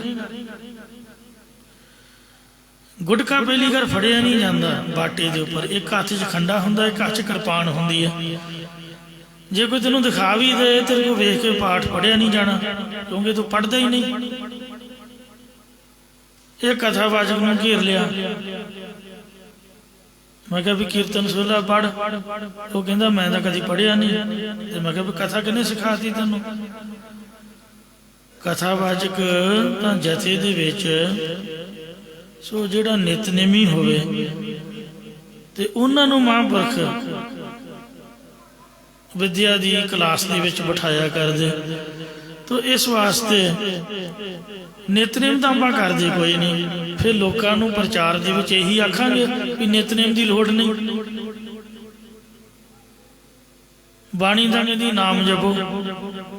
ਤੇ ਉਹ ਕਈ ਕਥਾ ਵੀ ਨਹੀਂ ਕਰਦੇ, ਕਹਿੰਦੇ ਕਥਾ 'ਚ ਗੱਲਾਂ ਹੁੰਦੀਆਂ ਨੇ, ਕੀਰਤਨ ਸੁਣੋ ਬਸ। ਤੇ ਉਹ ਕੀਰਤਨ ਦੀਆਂ ਪੰਕਤੀਆਂ ਇੱਕ ਸ਼ਬਦ ਦੇ ਵਿੱਚ ਕਿੰਨੀਆਂ ਉਹ ਪਤਾ ਨਹੀਂ ਲੱਗਦਾ ਸ਼ਬਦ ਆਰੰਭ ਕਿਹੜਾ ਹੋਇਆ, ਸਮਾਪਤੀ ਕਿੱਥੇ ਹੋਈ ਹੈ। ਕਈ ਇਹ ਵੀ ਵਿਰੋਧਤਾ ਕਰਦੇ ਨੇ ਵੀ ਕੀਰਤਨ ਚੱਲ ਰਿਹਾ, ਦਰਬਾਰ ਸਾਹਿਬ ਦੇ ਮੈਨੇਜਰ ਨੇ ਇੱਕ ਵਾਰ ਅਲਮਾਰੀਆਂ ਚੁੱਕਦੀਆਂ ਗੁਟਕੇ ਦੀਆਂ। ਆਖੇ ਜੀ ਦਰਬਾਰ ਸਾਹਿਬ 'ਚ ਬਹਿ ਕੇ ਪਾਠ ਨਹੀਂ ਕਰਨਾ। ਬੰਦਾ ਪੁੱਛੇ ਵੀ ਤੇਰੇ ਘਰ ਕਰੀਏ ਜਾਂ ਮਸੀਤ 'ਚ ਚਲੇ ਜਾਈਏ? ਆਖੇ ਕੀਰਤਨ ਹੋ ਰਿਹਾ, ਕੀਰਤਨ ਸੁਣੋ। ਸਾਰੇ ਥੋੜੀ ਸੁਣ ਸਕਦੇ ਨੇ, ਦੱਸੋ। ਬੰਦੇ ਤਾਂ 4 ਬਹਿੰਦੇ ਨੇ ਰਾਗੀਆਂ ਦੇ ਮਗਰ। ਆ ਹੁਣੇ ਮੈਂ ਥੋੜੇ ਦਿਨ ਹੋ ਗਏ ਜਾ ਕੇ ਆਇਆ, ਮਾਫ ਕਰਨਾ, ਪਹਿਰੇਦਾਰ ਸੇਵਾਦਾਰ ਬੈਠਣ ਹੀ ਨਹੀਂ ਦਿੰਦੇ। ਜੇ ਕੋਈ 5-10 ਮਿੰਟ 10-15 ਮਿੰਟ ਬਹਿ ਜਾਏ, ਉਹਨੂੰ ਫੜ ਕੇ ਕਹਿੰਦੇ ਵੀ ਉੱਠੋ ਬਈ ਸਵਈਆਂ ਵਾਲੇ ਆ ਗਏ। ਮਹਾਰਾਜ ਨੇ ਵੀ ਜਗ੍ਹਾ ਉਨੀ ਕੀ ਬਣਾਈ ਆ। ਇਹ ਕਿਹੜਾ ਲੰਗਰ ਹਾਲ ਹੈ ਗੁਰੂ ਰਾਮਦਾਸ ਦਾ, ਜਿਹੜੀਆਂ ਪੰਗਤਾਂ ਲੱਗੀਆਂ ਹੋਈਆਂ 5-5 ਮੰਜ਼ਿਲਾਂ। ਜੇ ਮਗਰ ਨਾ ਬੈਠ ਕੇ ਸੁਣੀਏ ਫਿਰ ਮਨ ਨਹੀਂ ਟਿਕਦਾ। ਆਸੇ ਪਾਸੇ ਸਾਰੇ ਥੋੜ੍ਹਾ ਕਥਾ ਸੁਣਦੇ ਨੇ, ਕੀਰਤਨ ਸੁਣਦੇ ਨੇ। ਕਈ ਘਰੋਂ ਵਿਚਾਰੇ ਆਉਂਦੇ ਨੇ, ਤੈਨੂੰ ਟਾਈਮ ਹੀ ਉਹਨਾਂ ਕੋਲ ਉਹਨਾਂ ਅਗਲੇ ਦੀ ਮਰਜ਼ੀ ਹੈ, ਭਾਵੇਂ ਉਹ ਗੁਟਕਾ ਪ੍ਰਕਾਸ਼ ਕਰਕੇ ਨਿਤਨੇਮ ਕਰੇ, ਭਾਵੇਂ ਕੀਰਤਨ ਸੁਣੇ। ਸਾਨੂੰ ਕੀ ਲੋੜ ਹੈ ਕਿਸੇ ਨੂੰ ਗ੍ਰਸਣ ਦੀ? ਸੰਗਤਾਂ ਆਪਦੀ ਖੁਸ਼ੀ ਦੇ ਨਾਲ, ਉਹ ਵੀ ਤਾਂ ਪਾਠ ਰੱਬ ਦਾ ਨਾਮ ਹੀ ਹੈ। ਜਿੱਥੇ ਅਖੰਡ ਪਾਠ ਸਾਹਿਬ ਚੱਲਦਾ ਹੋਵੇ ਉੱਥੇ ਵੀ ਮਨਾ ਕਰਦੇ ਨੇ ਵੀ ਕਥਾ ਕੀਰਤਨ ਨਹੀਂ ਹੋਣਾ ਚਾਹੀਦਾ। ਹੁਣ ਇੰਨੇ ਅਖੰਡ ਪਾਠ ਚੱਲ ਰਹੇ ਨੇ 15 ਸਾਡੇ, ਤੁਸੀਂ ਜਾ ਕੇ ਵੇਖਿਓ, ਬਾਬੇ ਇਕੱਲੇ ਬੈਠੇ ਨੇ। ਕੋਈ ਸੁਣਦਾ ਦੱਸੋ? ਜਿੰਨੇ ਕਥਾ ਸੁਣਨੀ ਉਹਨੇ ਕਥਾ ਹੀ ਸੁਣਨੀ, ਜਿੰਨੇ ਕੀਰਤਨ ਸੁਣਨਾ ਕੀਰਤਨ ਹੀ ਸੁਣਨਾ, ਜਿੰਨੇ ਪਾਠ ਸੁਣਨਾ ਉਹਨੇ ਆਪ ਦਾ ਪਾਠ ਸੁਣ ਹੀ ਲੈਣਾ। ਤੋ ਇਸ ਵਾਸਤੇ ਸੰਪਰਦਾ ਦੇ ਵਿੱਚ ਇਹਦੀ ਕੋਈ ਮਨਾਹੀ ਨਹੀਂ ਕੀਤੀ ਜਾਂਦੀ। ਭਾਵੇਂ ਕੀਰਤਨ ਚੱਲ ਰਿਹਾ ਹੈ, ਭਾਵੇਂ ਕਥਾ ਚੱਲ ਰਹੀ ਹੈ, ਤੁਹਾਡਾ ਮਨ ਟਿਕਿਆ, ਤੁਸੀਂ ਪਾਸੇ ਬੈਠ ਕੇ ਨਿਤਨੇਮ ਕਰ ਸਕਦੇ ਹੋ। ਆਪਾਂ ਤਾਂ ਕਦੀ ਕਿਸੇ ਨੂੰ ਰੋਕਦੇ ਨਹੀਂ। ਤੋ ਇਸੇ ਤਰ੍ਹਾਂ ਕੋਈ ਅਖੰਡ ਪਾਠ ਸਾਹਿਬ ਚੱਲ ਰਿਹਾ, ਲਾਗੇ ਦੀਵਾਨ ਸਜਾਇਆ ਜਾ ਸਕਦਾ ਹੈ, ਪਾਠ ਵਾਲੇ ਨੇ ਪਾਠ ਪੜ੍ਹੀ ਜਾਣਾ, ਤੇ ਜਿੰਨੇ ਸੁਣਨਾ ਉਹ ਅੱਗੋਂ ਪਿੱਛੋਂ ਵੀ ਸੁਣ ਸਕਦਾ। ਤੋ ਕਹਿਣ ਦਾ ਭਾਵ ਇਹ ਹੈ ਕਿ ਗੁਰਬਾਣੀ ਮੁੱਖ ਹੈ। ਕਈ ਨਾਮ ਪ੍ਰਭੂ ਪਰਮਾਤਮਾ ਦਾ ਜਪਾਉਂਦੇ ਹੋਏ ਗੁਰਬਾਣੀ ਨੂੰ ਪਿੱਛੇ ਕਰ ਦਿੰਦੇ ਨੇ ਵੀ ਨਾ ਤਾਂ ਕਥਾ ਦੀ ਲੋੜ ਹੈ, ਨਾ ਹੀ ਨਿਤਨੇਮ ਦੀ ਲੋੜ ਹੈ। ਬਸ ਕੀਰਤਨ 'ਚ ਸਿਰ ਕਮਾਈ ਜਾਓ ਤੇ ਰੱਬ ਰੱਬ ਕਰੀ ਜਾਓ। ਜਾਂ ਜਿਹੜੇ ਜੋਗੀ ਲੋਕ ਨੇ ਉਹ ਇਕੱਲੇ ਸਵਾਸਾਂ ਨੂੰ ਚੜਾਉਂਦੇ ਉਤਰਾਉਂਦੇ ਨੇ, ਵਾਹਿਗੁਰੂ ਨਹੀਂ ਕਹਿੰਦੇ। ਤੋ 10ਵੇਂ ਦੁਆਰ ਦਾ ਕੋਈ ਲਾਲਚ ਦੇਵੇ, ਉਹਦੇ ਪਿੱਛੇ ਲੱਗ ਕੇ ਗੁਰਦੁਆਰਾ ਨਾ ਛੱਡੋ, ਕਥਾ ਕੀਰਤਨ ਸੰਗਤ ਨਾ ਛੱਡੋ, ਮਹਾਰਾਜ ਸੱਚੇ ਪਾਤਸ਼ਾਹ ਜੀ ਦੀ ਬਾਣੀ ਦਾ ਨਿਤਨੇਮ ਨਾ ਛੱਡੋ। ਜੋ ਮਰਜ਼ੀ ਕੋਈ ਬੋਲੀ ਜਾਏ, ਮਹਾਂਪੁਰਖਾਂ ਦਾ ਹੁਕਮ ਹੈ ਵੀ ਵਾਹਿਗੁਰੂ ਨਾਮ ਤਾਂ ਜਪਣਾ ਹੀ ਜਪਣਾ। ਆਪਦਾ ਨਿਤਨੇਮ ਵੀ ਜ਼ਰੂਰੀ ਹੈ। ਨਿਤਨੇਮ ਤੋਂ ਇਲਾਵਾ ਤੁਸੀਂ ਕਰ ਸਕਦੇ ਹੋ, ਪਰ ਨਿਤਨੇਮ ਨਹੀਂ ਛੱਡਣਾ ਚਾਹੀਦਾ। ਰਹਿ ਰਾਸ 5 ਬਾਣੀਆਂ ਲਾਜ਼ਮੀ ਹਨ। 5 ਪਿਆਰਿਆਂ ਦੀ ਸੇਵਾ ਦੇ ਵਿੱਚ ਉਹੀ ਸਿੰਘ ਲੱਗ ਸਕਦਾ ਜਿਹਨੂੰ 5 ਬਾਣੀਆਂ ਜ਼ਬਾਨੀ ਯਾਦ ਹੋਣ। ਜੇ ਇਕੱਲਾ ਵਾਹਿਗੁਰੂ ਹੀ ਕਹਿਣਾ ਹੁੰਦਾ, ਤੁਸੀਂ ਦੱਸੋ, ਤੇ ਏਡਾ ਵੱਡਾ ਗੁਰੂ ਗ੍ਰੰਥ ਸਾਹਿਬ ਕਾਹਤੋਂ ਲਿਖਿਆ ਮਹਾਰਾਜ ਨੇ? ਆਪਾਂ ਮੈਨੂੰ ਮਾਫ ਕਰਨਾ, ਸਿਰ ਤੇ ਚੁੱਕੀ ਫਿਰਦੇ ਆ। ਕਿੰਨੇ ਕਿੰਨੇ ਵੱਡੇ ਗੁਰਦੁਆਰੇ ਨੇ, ਕਿੰਨੇ ਕਿੰਨੇ ਸੱਚਖੰਡ ਨੇ, ਕਿੰਨੇ ਕਿੰਨੇ ਸਰੂਪ ਨੇ, ਕਿੰਨੀਆਂ ਵੇਖੋ ਗੱਡੀਆਂ ਪਾਲਕੀਆਂ ਖੜੀਆਂ। ਤੁਸੀਂ ਗੁਰੂ ਗ੍ਰੰਥ ਸਾਹਿਬ ਤੋਂ ਬਗੈਰ ਆਪਦੇ ਮੁੰਡੇ ਦਾ ਵਿਆਹ ਕਰ ਸਕਦੇ ਹੋ? ਦੱਸੋ। ਗੁਰੂ ਗ੍ਰੰਥ ਸਾਹਿਬ ਦਾ ਸਰੂਪ ਤਾਂ ਬਾਣੀ ਵਾਲਾ ਹੈ, ਤੇ ਤੁਸੀਂ ਕਹਿੰਦੇ ਹੋ ਵੀ ਬਾਣੀ ਦੀ ਲੋੜ ਕੋਈ ਨਹੀਂ, ਕੱਲਾ ਵਾਹਿਗੁਰੂ ਵਾਹਿਗੁਰੂ ਹੀ ਕਹਿਣਾ ਹੁੰਦਾ ਤੇ ਸਾਰੇ ਪੱਤਰਾਂ ਤੇ ਵਾਹਿਗੁਰੂ ਹੀ ਮਹਾਰਾਜ ਲਿਖ ਦਿੰਦੇ। ਬੜਾ ਇਹਨਾਂ ਕੁਝ ਲਿਖਣ ਦੀ ਕੀ ਲੋੜ ਪਈ ਹੋਈ ਸੀਗੀ? ਹੈ ਤਾਂ ਵਾਹਿਗੁਰੂ ਪ੍ਰਭੂ ਦਾ ਨਾਮ ਹੈ, ਪਰ ਜਪਿਆ ਤਾਂ ਜਾਊਗਾ ਜੇ ਅੰਮ੍ਰਿਤ ਛਕਾਂਗੇ, ਨਿਤਨੇਮ ਕਰਾਂਗੇ, ਗੁਰੂ ਜੀ ਦੇ ਹੁਕਮ ਨੂੰ ਸੁਣਾਂਗੇ, ਕਥਾ ਸੁਣਾਂਗੇ, ਕੀਰਤਨ ਸੁਣਾਂਗੇ, ਹੁਕਮਨਾਮਾ ਸੁਣਾਂਗੇ, ਤਾਂ ਹੀ ਮਨ ਟਿਕੂਗਾ। ਕੱਲਾ ਮਾਲਾ ਫੜ ਕੇ ਤਾਂ 10ਵੇਂ ਦੁਆਰ ਦੇ ਵਿੱਚ ਤੇ ਫਿਰ ਮਛੰਦਰਨਾਥ ਵਾਂਗਰ ਹੀ ਹੋਏਗਾ।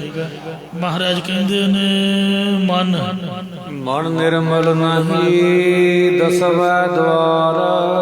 10ਵੇਂ ਦੁਆਰ ਦੇ ਵਿੱਚ ਪ੍ਰਾਣ ਚੜਾ ਕੇ ਜਿਹੜੇ ਪਖੰਡ ਕਰਦੇ ਨੇ, ਉਹ 10ਵੇਂ ਦੁਆਰ 'ਚ ਪ੍ਰਾਣ ਟਿਕਾਉਣ ਦਾ ਕੋਈ ਲਾਭ ਨਹੀਂ।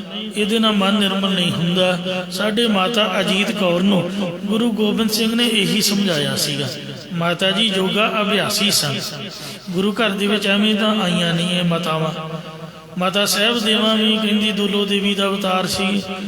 ਇਹਨਾਂ ਦੀ ਕੀ ਪਤਾ ਕਿੰਨੀ ਕਮਾਈ ਸੀ। ਕਦੇ ਪੁਰਾਣੇ ਜੋਗੀ ਜਾਗੀ ਸਮਾਧੀਆਂ ਵਾਲੇ ਆਏ ਸੀਗੇ, ਕਹਿਣ ਲੱਗੀ ਮਹਾਰਾਜ ਮੇਰੀ ਸਮਾਧੀ ਲਾਓ। ਜੋਗੀਆਂ ਦੀ ਸਮਾਧੀ ਲੱਗਦੀ ਹੈ, 10ਵੇਂ ਦੁਆਰ 'ਚ ਮੈਨੂੰ ਚੜਾਓ। ਮਹਾਰਾਜ ਕਹਿੰਦੇ ਵੀ ਤੂੰ ਰੱਬ ਰੱਬ ਕਰਿਆ ਕਰ, ਤੈਨੂੰ ਕਿੰਨੇ ਕੰਮ ਸਿਖਾਤਾ। ਕਹਿੰਦੇ ਜੀ ਜੋਗੀ ਲੋਕ ਉਹ ਬੜੀ ਸਮਾਧੀ ਲਾਉਂਦੇ ਨੇ, ਲੰਬੀ ਲੰਬੀ। ਮਹਾਰਾਜ ਕਹਿੰਦੇ ਆਪਾਂ ਵਾਹਿਗੁਰੂ ਵਾਹਿਗੁਰੂ ਕਹਿਣਾ ਹੈ, ਕਥਾ ਕੀਰਤਨ ਕਰਨਾ, ਸੁਣਨਾ, ਬਾਣੀ ਦਾ ਨਿਤਨੇਮ ਕਰੋ। ਬਸ ਇਹਨਾਂ ਚੱਕਰਾਂ 'ਚ ਨਹੀਂ ਪੈਣਾ ਚਾਹੀਦਾ। ਇਹ ਤਾਂ ਜਲੇਬੀਦਾਰ ਚੱਕਰ ਹੈ। ਬਾਣੀ ਤਾਂ ਸਿੱਧੀ ਸਾਦੀ ਹੈ। ਔਖਾ ਤਾਂ ਰੱਬ ਨੂੰ ਵਿਦਵਾਨਾਂ ਨੇ ਬਣਾਇਆ ਹੋਇਆ, ਸਾਡੇ ਬਾਬਿਆਂ ਨੇ ਬਣਾਇਆ ਹੋਇਆ, ਡੇਰਿਆਂ ਵਾਲੇ ਨੇ, ਕਿਉਂਕਿ ਉਹਨਾਂ ਦੀ ਦੁਕਾਨ ਹੀ ਤਾਂ ਚੱਲਣੀ ਹੈ, ਡੇਰੇ ਤਾਂ ਚੱਲਣੇ ਨੇ। ਜੇ ਇਹੋ ਜਿਹੀ ਜਲੇਬੀਦਾਰ ਗਿਆਨ ਰੱਬ ਨੂੰ ਔਖਾ ਕਰਨਗੇ। ਮਹਾਰਾਜ ਸੱਚੇ ਪਾਤਸ਼ਾਹ ਨੇ ਤਾਂ ਉਪਦੇਸ਼ ਹੀ ਬੜਾ ਸੌਖਾ ਦਿੱਤਾ। ਅੰਮ੍ਰਿਤ ਛਕੋ ਸਿੰਘ ਸਜੋ, ਜਪਜੀ ਸਾਹਿਬ ਦਾ ਪਾਠ, ਰਹਿਰਾਸ ਦਾ ਪਾਠ ਕਰੋ, ਵਾਹਿਗੁਰੂ ਵਾਹਿਗੁਰੂ ਕਹੋ। ਜ਼ਰੂਰੀ ਨਹੀਂ ਵੀ ਚੌਂਕੜਾ ਮਾਰਨਾ, ਤੁਰ ਫਿਰ ਕੇ ਕਰ ਸਕਦੇ ਹੋ। ਜ਼ਰੂਰੀ ਨਹੀਂ ਵੀ ਅੱਖਾਂ ਬੰਦ ਕਰਨੀਆਂ। ਅੱਖਾਂ ਦਿੱਤੀਆਂ ਰੱਬ ਨੇ ਕਾਹਦੇ ਲਈ ਨੇ? ਸਵਾਲ ਤਾਂ ਜੇ ਅੱਖਾਂ ਖੁੱਲੀਆਂ ਤੋਂ ਸਮਾਧੀ ਲੱਗੀ ਹੋਵੇ। ਮਾਤਾ ਜੀ ਨੇ ਖੜਾ ਕੀਤਾ ਤਾਂ ਸਤਿਗੁਰੂ ਜੀ ਕਹਿੰਦੇ ਬੈਠ ਜਾ, ਅੱਖਾਂ ਬੰਦ ਕਰ, ਸਿਰ ਤੇ ਹੱਥ ਰੱਖਿਆ ਤੇ ਸਵਾਸਾਂ ਦੀ ਪ੍ਰਕਿਰਿਆ ਸਮਝਾਈ ਕਿ ਸੱਜੀ ਨਾਸਿਕਾ ਥਾਨੀ ਤਾਂ ਚੜਾਓ, ਖੱਬੀ ਥਾਨੀ ਹੇਠਾਂ ਤਾਰੋ। ਜਦ ਇਸ ਤਰ੍ਹਾਂ ਚੱਲ ਪਿਆ, ਕਹਿੰਦੇ ਹੁਣ ਖੱਬੀ ਥਾਨੀ ਤਾਂ ਚੜਾ ਕੇ ਸੱਜੀ ਥਾਨੀ ਹੇਠਾਂ ਤਾਰੋ। ਕਹਿੰਦੇ ਜੀ ਚੱਲ ਪਿਆ। ਫਿਰ ਮਹਾਰਾਜ ਕਹਿੰਦੇ ਵੀ ਭਰਵੱਟਿਆਂ ਦੇ ਵਿਚਕਾਰ ਟਿਕਾਓ त्रिकुटी सुखमना नाड़ी एड़ा पिंगला और सुखमना तीन बस एक ठाई ते कहंदे जी हाँ टिका हो गया। मारे कहंदे जोर मार, सवासां दा जोर मारिया, दरवाजा खुल गया। है तो 10-10 20-20 साल की प्रक्रिया, कईयां नूं जन्म भी लग जाते हैं, पर गुरु साहब की कृपा नाल मिनटां सेकंडां जी माता जी की जिहड़ी समाधि सी वो जुड़ गई। 10वें द्वार च सवास पहुँच गए। मारे कहंदे कित्थे आ? कहंदे जी 10वें द्वार च। कहंदे की है? तो कहंदे तह अनेक रूप रंग आनंद साहब दे विच लिखिया 9 ਦੁਆਰੇ ਪ੍ਰਗਟ ਕੀਏ, 10ਵਾਂ ਗੁਪਤ ਰਖਾਇਆ। ਤੇ ਇਹਦੇ ਵਿੱਚ ਉਹ ਸਾਰਾ ਮਹਾਰਾਜ ਨੇ ਖੋਲ ਕੇ ਲਿਖਿਆ। ਕਹਿੰਦੇ ਜੀ ਬੜੀਆਂ ਬੜੀਆਂ ਆਵਾਜ਼ਾਂ ਆ ਰਹੀਆਂ, ਬੜੇ ਰੂਪ ਰੰਗ ਦਿਸ ਰਹੇ, ਰੋਸ਼ਨੀਆਂ। ਮਹਾਰਾਜ ਕਹਿੰਦੇ ਇੱਕ ਰਸ ਹੈ ਕਿ ਕਹਿੰਦੇ ਘੱਟ ਦਾ ਵਾਧਾ ਹੈ। ਜੇ ਰੌਲਾ ਹੋਵੇ ਤਾਂ ਘਟ ਜਾਂਦਾ, ਤੇ ਜੇ ਇਕਾਂਤ ਹੋਵੇ ਵੱਧ ਜਾਂਦਾ। ਆਨੰਦ ਇੱਕ ਰਸ ਨਹੀਂ ਹੈ। ਸਤਿਗੁਰੂ ਜੀ ਕਹਿਣ ਲੱਗੇ ਤੂੰ ਵਾਹਿਗੁਰੂ ਨਾਮ ਸੁਣ ਇਹਨਾਂ ਆਵਾਜ਼ਾਂ ਵਿੱਚੋਂ। ਵਾਵੇ ਖੰਨਾ ਹਾਹੇ ਸਿਆਰੀ, ਗੱਗੀ ਅੰਕੁਰ ਰਾਰੇ ਦੁਲੈਂਕੜ। ਵਾਹਿਗੁਰੂ ਕਹਿ, ਵਾਹਿਗੁਰੂ ਸੁਣ। ਕਿਉਂਕਿ ਬਾਹਰੀ ਸਾਜ਼ ਸੰਗੀਤ ਸੁਣ ਲਿਆ ਕਿ ਜਾਂ ਅੰਦਰਲਾ ਗੱਲ ਤਾਂ ਇੱਕੋ ਹੀ ਆ। ਗੁਰੂ ਘਰ ਦੇ ਵਿੱਚ ਨਾਮ ਨੂੰ ਵਿਸ਼ੇਸ਼ਤਾ ਦਿੱਤੀ ਗਈ ਹੈ। ਬਿਨ ਨਾਮ ਹਰ ਕੇ ਮੁਕਤ ਨਾਹੀ, ਕਹੈ ਨਾਨਕ ਦਾਸ। ਜਦ ਵਾਹਿਗੁਰੂ ਸੁਣਿਆ ਬੜਾ ਆਨੰਦ ਆਇਆ। ਤੇ ਮਹਾਰਾਜ ਕਹਿੰਦੇ ਹੁਣ ਕਿੰਨਾ ਕੁ ਆਨੰਦ ਹੈ? ਕਹਿੰਦੇ ਜੀ ਇੱਕ ਰਸ, ਬਹੁਤ ਆਨੰਦ ਹੈ। ਤੇ ਪ੍ਰਕਾਸ਼ ਵੀ ਵਾਹਿਗੁਰੂ ਦੇ ਵਿੱਚੋਂ ਇੰਨਾ ਮਿਲ ਰਿਹਾ। ਪਹਿਲਾਂ ਘਟਦਾ ਵੱਧਦਾ ਸੀਗਾ, ਤੇ ਹੁਣ ਤਾਂ ਇਸ ਤਰ੍ਹਾਂ ਹੈ ਜੀ, ਚਿਲਮਿਲ ਚਿਲਕੈ ਚੰਦ ਨਾ ਤਾਰਾ, ਸੂਰਜ ਕਿਰਨ ਨਾ ਬਿਜਲ ਗਿਆ ਨਾਰਾ, ਕਥੀ ਕਥੋ ਚੇਨ ਨਹੀਂ ਕੋਈ ਪੂਰਾ ਹੈ ਮਨ ਭਾਈਂਦਾ। ਫਿਰ ਮਹਾਰਾਜ ਕਹਿੰਦੇ ਵੀ ਨਾਮ 'ਚ ਹੀ ਆਨੰਦ ਹੋਇਆ? ਕਹਿੰਦੇ ਜੀ ਹਾਂ। ਇਹ ਤੈਨੂੰ ਪਹਿਲਾਂ ਹੀ ਆਖਿਆ ਸੀ ਵੀ ਕਹਿਣਾ ਤਾਂ ਵਾਹਿਗੁਰੂ ਹੈ, ਤੇ ਭਾਵੇਂ ਉਹ ਤੁਸੀਂ ਜ਼ਬਾਨ ਨਾਲ ਉੱਚੀ ਬੋਲ ਕੇ ਕਹੀ ਜਾਓ, ਤੇ ਭਾਵੇਂ ਕੰਠ ਵਿੱਚ ਆਖੀ ਜਾਓ, ਤੇ ਭਾਵੇਂ ਹਿਰਦੇ ਵਿੱਚ, ਤੇ ਭਾਵੇਂ 10ਵੇਂ ਦੁਆਰ 'ਚ। ਗੱਲ ਤਾਂ ਇਕਾਂਤ ਦੀ ਹੈ, ਮਨ ਟਿਕਾਓ ਦੀ ਹੈ। ਜੇ ਸੰਗਤ 'ਚ ਮਨ ਟਿਕਾ ਲਓਗੇ ਤਾਂ ਸਤ ਸੰਗਤ ਸਾਧ ਪਾਈ ਵਡਭਾਗੀ, ਮਨ ਚਲ ਤੋਂ ਅਰੂੜਾ। ਵਾਹਿਗੁਰੂ ਦੀ ਮਰਜ਼ੀ ਹੈ ਵੀ ਉਹ 10ਵੇਂ ਦੁਆਰ ਥਾਣੀ ਲੈ ਜਾਏ ਜਾਂ ਬਾਈਪਾਸ ਹੀ ਲੰਘਾ ਕੇ ਉੱਪਰ ਨੂੰ ਲੈ ਜਾਏ। ਇਸ ਲਈ ਇੱਛਾ ਨਹੀਂ ਕਰਨੀ ਚਾਹੀਦੀ। ਰੋਸ਼ਨੀ ਵੀ ਮਹਾਰਾਜ ਦੇ ਨਾਮ 'ਚੋਂ ਹੀ ਪ੍ਰਾਪਤ ਹੋ ਜਾਂਦੀ ਹੈ। ਜਾਂ ਗਿਆਨ ਪ੍ਰਕਾਸ਼ ਅਗਿਆਨ ਮਿਟਾਂਦ। ਤੋ ਇਸ ਤਰ੍ਹਾਂ ਗੁਰੂ ਘਰ ਦੇ ਵਿੱਚ 10ਵਾਂ ਦੁਆਰ ਕੋਈ ਵੱਡਾ ਨਹੀਂ ਹੈ। ਗੁਰੂ ਮਹਾਰਾਜ ਦੀ ਕਿਰਪਾ ਹੋਵੇ। ਜੇ 10ਵੇਂ ਦੁਆਰ ਦੇ ਅੰਦਰ ਵੜ ਗਿਆ ਤਾਂ ਉਹ ਜੋਗੀ ਹੈ। ਆਪਾਂ ਸਰੀਰ ਦੇ ਮੋਹ ਤੋਂ, ਹੰਕਾਰ ਤੋਂ ਉੱਪਰ ਉੱਠਣਾ ਹੈ। ਜੇ ਸਰੀਰ ਦੇ ਵਿੱਚ ਹੀ ਤੁਰੇ ਫਿਰੇ, ਅਕਸਰ 10ਵਾਂ ਦੁਆਰ ਤਾਂ ਸਰੀਰ 'ਚ ਹੀ ਹੈ ਨਾ, ਤਾਂ ਫਿਰ ਜੀਵਨ ਮੁਕਤ ਤਾਂ ਨਹੀਂ, ਬ੍ਰਹਮ ਗਿਆਨੀ ਤਾਂ ਨਾ ਹੋਇਆ। ਜਿਹੜਾ 10ਵੇਂ ਦੁਆਰ ਤੋਂ ਬਾਹਰ ਨਿਕਲ ਗਿਆ ਸੋ ਸਾਧ ਹੈ।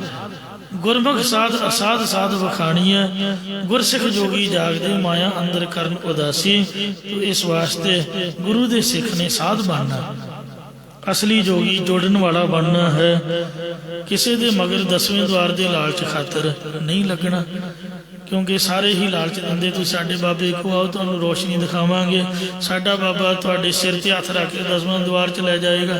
ਬਿਲਕੁਲ ਗਲਤ ਗੱਲ ਹੈ, ਮੈਂ ਨਹੀਂ ਮੰਨਦਾ। ਕਿਉਂਕਿ ਸੰਤਾਂ ਬ੍ਰਹਮ ਗਿਆਨੀਆਂ ਦੀ ਸੰਗਤ, ਸਾਨੂੰ ਤਾਂ ਨਹੀਂ ਕੁਛ ਵੀ ਪਤਾ, ਨਾ ਆਪਾਂ ਬ੍ਰਹਮ ਗਿਆਨੀ ਹਾਂ, ਪਰ ਸੰਗਤ ਜ਼ਰੂਰ ਉਹਨਾਂ ਮਹਾਂਪੁਰਖਾਂ ਦੀ ਕੀਤੀ ਹੈ। ਜੋ ਉਹਨਾਂ ਸਮਝਾਇਆ ਉਹਦੇ ਮੁਤਾਬਕ ਹੀ। ਸੋ ਮਨ ਜਿਹੜਾ ਉਹ ਪਰਪੱਕ ਹੋ ਗਿਆ। ਤੇ ਹੁਣ ਤੇ ਪੱਥਰ ਹੀ ਰੱਖ ਰਿਹਾ ਦਿਲ ਤੇ ਵੀ ਜੋ ਮਰਜ਼ੀ ਹੋ ਜਾਏ। ਗੁਰੂ ਸਾਹਿਬ ਦੀ ਕਿਰਪਾ ਰਹੇ। ਤੇ ਜਿਹੜੇ ਆਮ ਭੋਲੇ ਭਾਲੇ ਲੋਕ ਨੇ ਉਹ ਇਹ ਗੱਲ ਕਹਿੰਦੇ, ਬਾਬਾ ਜੀ ਵੇਖੋ ਕਥਾ ਹੀ ਹੁੰਦੀ ਹੈ ਬਾਣੀ ਦੀ ਜਿਸ ਤਰ੍ਹਾਂ ਤੁਸੀਂ ਕਰਦੇ ਹੋ। ਸੋ ਬਾਣੀ ਸੁਣਾ ਕੇ, ਕੀਰਤਨ ਸੁਣਾ ਕੇ, ਕੀਰਤਨ ਵੀ ਕਰਦੇ ਨੇ, ਔਰ ਸਾਡੇ ਨੂੰ ਸੋਹਣਾ ਵਧੀਆ ਆਨੰਦ ਆਉਂਦਾ।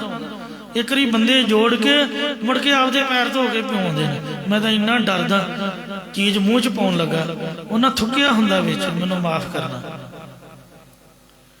ਪਤਾ ਨਹੀਂ ਕੀ ਜਾਦੂ ਜਾਦੂ ਕਰਦੇ ਨੇ, ਅਗਲੇ ਦੇ ਸਿਰ ਤੇ ਹੀ ਧੂੜ ਦਿੰਦੇ ਆਪਦਾ ਝੂਠਾ। ਇੱਕ ਝੂਠ ਤੇ ਇੱਕ ਝੂਠ, ਜੇ ਦੋ ਗੱਲਾਂ ਤੋਂ ਬੰਦਾ ਬਚ ਜਾਏ ਤੇ ਕੋਈ ਵੀ ਹਥਿਆਰ, ਪਰਮਾਣੂ ਬੰਬ ਵੀ ਇਨਸਾਨ ਨੂੰ ਨਹੀਂ ਡੇਗ ਸਕਦਾ। ਮਹਾਰਾਜ ਦੀ ਕਿਰਪਾ ਹੋਵੇ ਸਹੀ। ਜਦ ਆਪਾਂ ਝੂਠ ਖਾਂਦੇ ਹਾਂ ਤੇ ਝੂਠ ਬੋਲਦੇ ਹਾਂ, ਫਿਰ ਮਿੰਟਾਂ ਸਕਿੰਟਾਂ ਜੀ ਮੋਢੇ ਲੱਗ ਜਾਂਦੇ ਨੇ। ਇਸ ਲਈ ਕਿਸੇ ਦਾ ਪ੍ਰਸ਼ਾਦ ਨਹੀਂ ਖਾਣਾ, ਝੂਠਾ ਨਹੀਂ ਖਾਣਾ। ਜੋ ਮਰਜ਼ੀ ਕੋਈ ਜ਼ੋਰ ਲਾ ਲੇ, ਪ੍ਰਸ਼ਾਦ ਲਓ ਗੁਰਦੁਆਰਿਓਂ, ਤੇ ਕਿਸੇ ਦੇ ਮਗਰ ਨਹੀਂ ਲੱਗਣਾ।